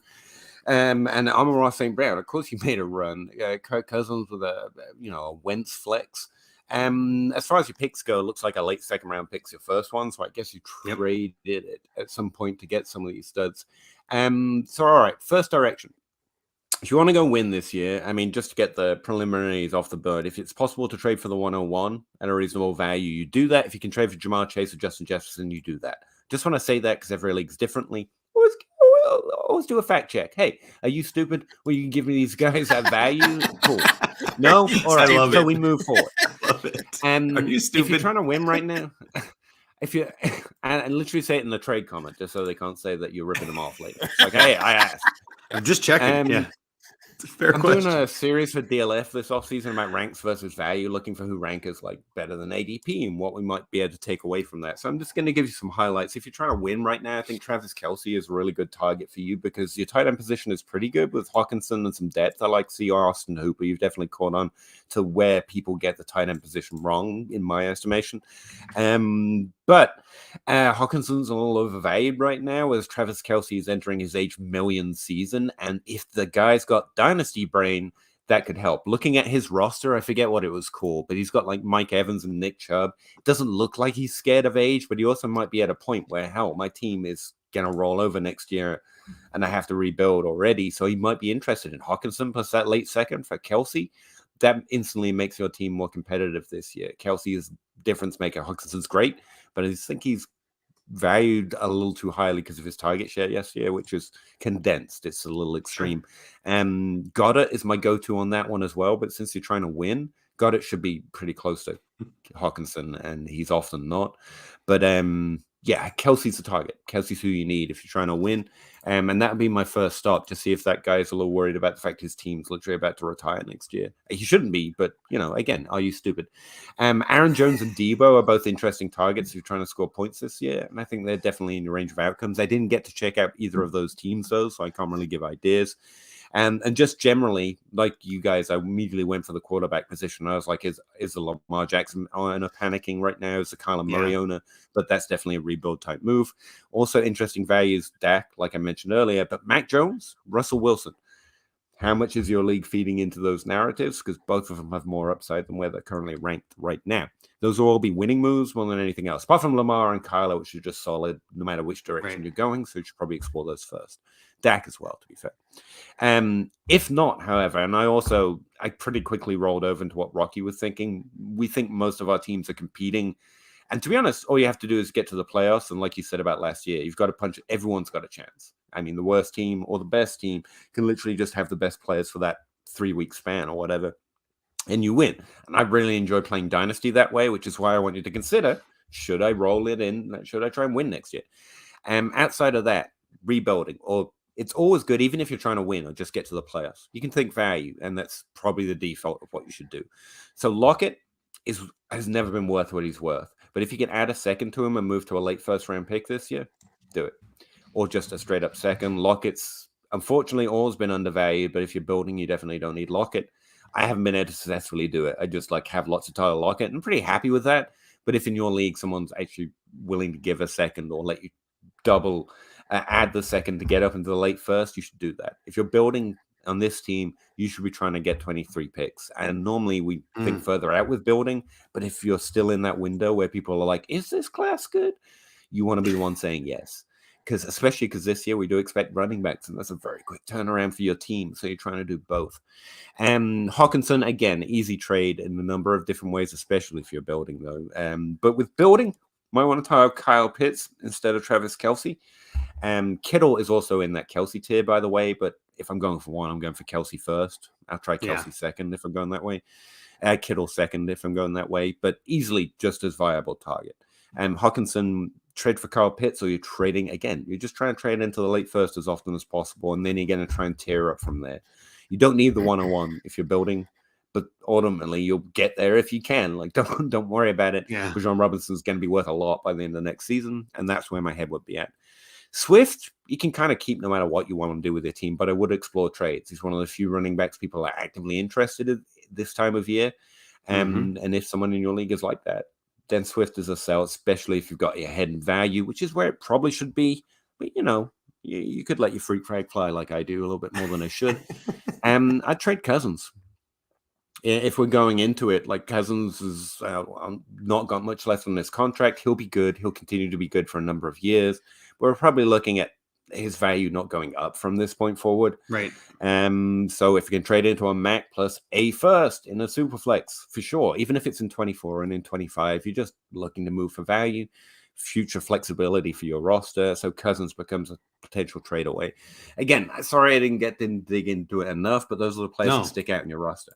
That's helpful. And those are the type of ideas I'd be thinking of. Again, it's about what your league mates want. If that guy with all those old players and Travis Kelce is like, no, I'm going to go win, then it's out. It's fine. Then you can try and trade for him for value because he actually has some interesting prospects and probably more first than you, assuming he didn't trade. Again, I should have dug into this a little bit deeper, but it's kind of doing it while you guys were talking. So that's as much. Yeah, you're good. It's all good. I really like this idea for a segment, by the way.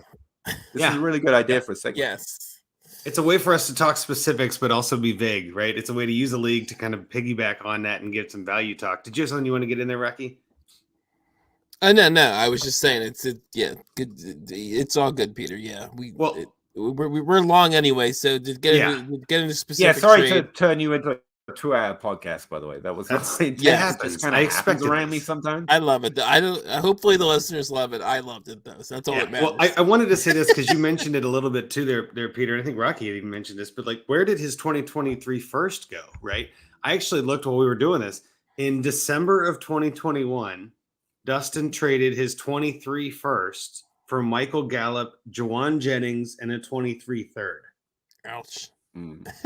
That's one of those, like, I'd rather Yeah, I'd rather not have done that, but that's a year and a half ago, right? We've all made those kind of trades. So I'm not hating on you. There's a Dustin. It's just lesson like, from there, though. Like Michael Gallup was yeah, a fine target. I love Michael Gallup. Are you yeah, kidding me? But you had 2 years to get that back. That's the whole idea of trading future first. Like they make them every year, but that means you should have been a little more active until up until now. Like now it's almost the worst time. You have to go all in to try and sell all your best players to get as many firsts as you can. Otherwise, you're looking at 2025. That's another. If your league's like, no, I'm going to go get these running backs, and you're like, yeah, that's solid. You're not stupid. So you start looking at 25, and like the guy did to you with your 23 pick. It doesn't mean you don't have to wait till 25 to trade him. Right. But yeah, because 24, everyone knows to keep your eye on next year's class. So we've gone to a little bit more extreme. 24 is a really interesting class for quarterbacks, by the way. When you have Travis May on next week, ask him about it.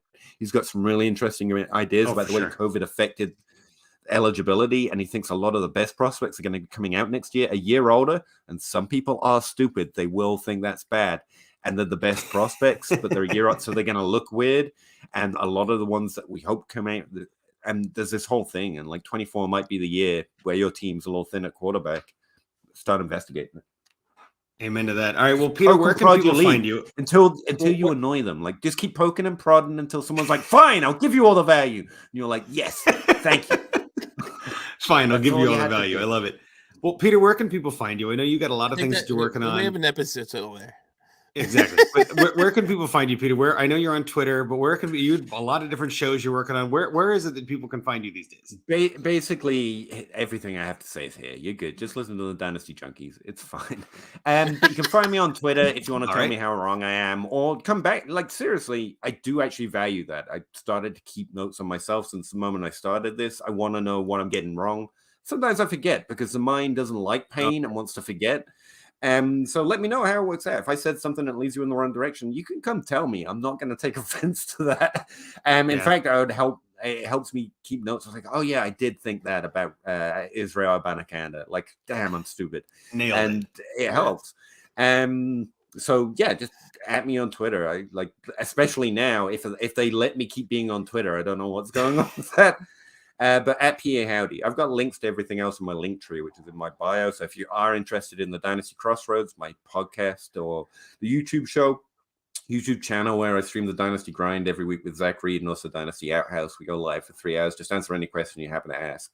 I think, speaking of your format, that's been one of the most best feedback I've got. It's like very few people answer questions because it's all very specific. But if you're live and they're like, they can explain it and you can do it back and forth and you can really get into the weeds on, oh, well, maybe try this and that works in your situation.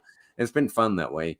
But it is long for us, but we're enjoying it. But yeah, you can find all of that through Twitter. It's just at PA Howdy. Come tell me how stupid I am, or come look at that sheet, or don't, to be fair, and follow the Dynasty Junkies because, Travis May's on next week, and that's probably actually who you should follow. It's good. Well, I think we're all kind of, in a way, we're all kind of dummies, to use the line from the Dummies, right? It's like we're all just doing our best to get through this. It's a fun hobby. It's a fun time. I appreciate your work, Peter. You're a really good follow on Twitter. Obviously, I love hearing your opinions on things. I like hearing your analysis on stuff because it's very different than mine. So I'm really glad we could have a good talk today. I try. You don't even need to. It just happens, Pete. It just happens. But again, follow us at Dynasty Junkies. You can follow myself at Andrew Hall FF. You can follow Rocky at Dynasty FF Addict.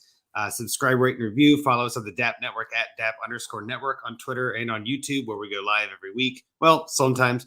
And if you're watching still, I know we had a bunch of people in the chat, Scampers, Really Truther, all that. This is a late night for us, Rocky. We had a chat. All right. I still would have been in that if they told me. I'm sorry, Mr. Scampers. Okay. I know you.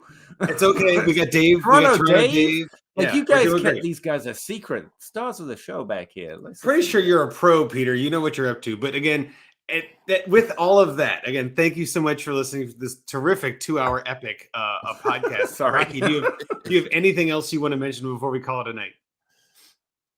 Me or never invite Peter on your podcast. That's all Rocky thinks. It's like, don't do this. I've been held hostage for 2 hours. I don't like this. No, this has been great. I've actually really enjoyed this. I'm just saying it's late. I know we're not used to being up this late. Come in late. Rocky's been stuck here this entire time. I know. It's funny too. This is maybe the longest pod we've done on Junkies, and we started like an Way hour late. later than we ever So started. late. Rocky's like, should we cancel? I'm like, no, I'm just making coffee. Let's go. I know. Sorry, guys. No, I don't really have much else to add. Just wanted to, like you said, but all the guys in the chat. John McGlynn was there earlier. Puff Pass Kids. Yes. Hey. Oh, he's Dave, Mr. Scampers, recovering. I met John, not to Ridley name Truther. drop, but I met John. And if you're interested in John's a good meeting guy. people, Yes. Fantasy Expo, man, I'm not a get out of the basement type, but it was pretty fun to meet people like John and in real life. Same, He's Peter. solid I got to meet Peter Howard at the FF Expo. That's right. So I know I got to meet a whole bunch of people. I'm not going to say you, but oh yeah, but no, no. I got. But yeah, shout out to all the people in the chat. Thank you to Peter for coming on and for talking for the first half hour before Andrew showed up, so I didn't have to. And, Love it. And other than that, hey, we'll Scott blame Fishroll. We didn't even get to the Scott Fishroll food this Oh year. God, Hey, what do you think? Food. It'll be great. Yeah. Yep. Interesting. Rocky's face. I was nearly out. And I know. I'm trying to Ah, finish yeah, this damn yeah. thing up, Peter. We're over 2 hours. Anyway, I'm just gonna stop it now. Junkies out.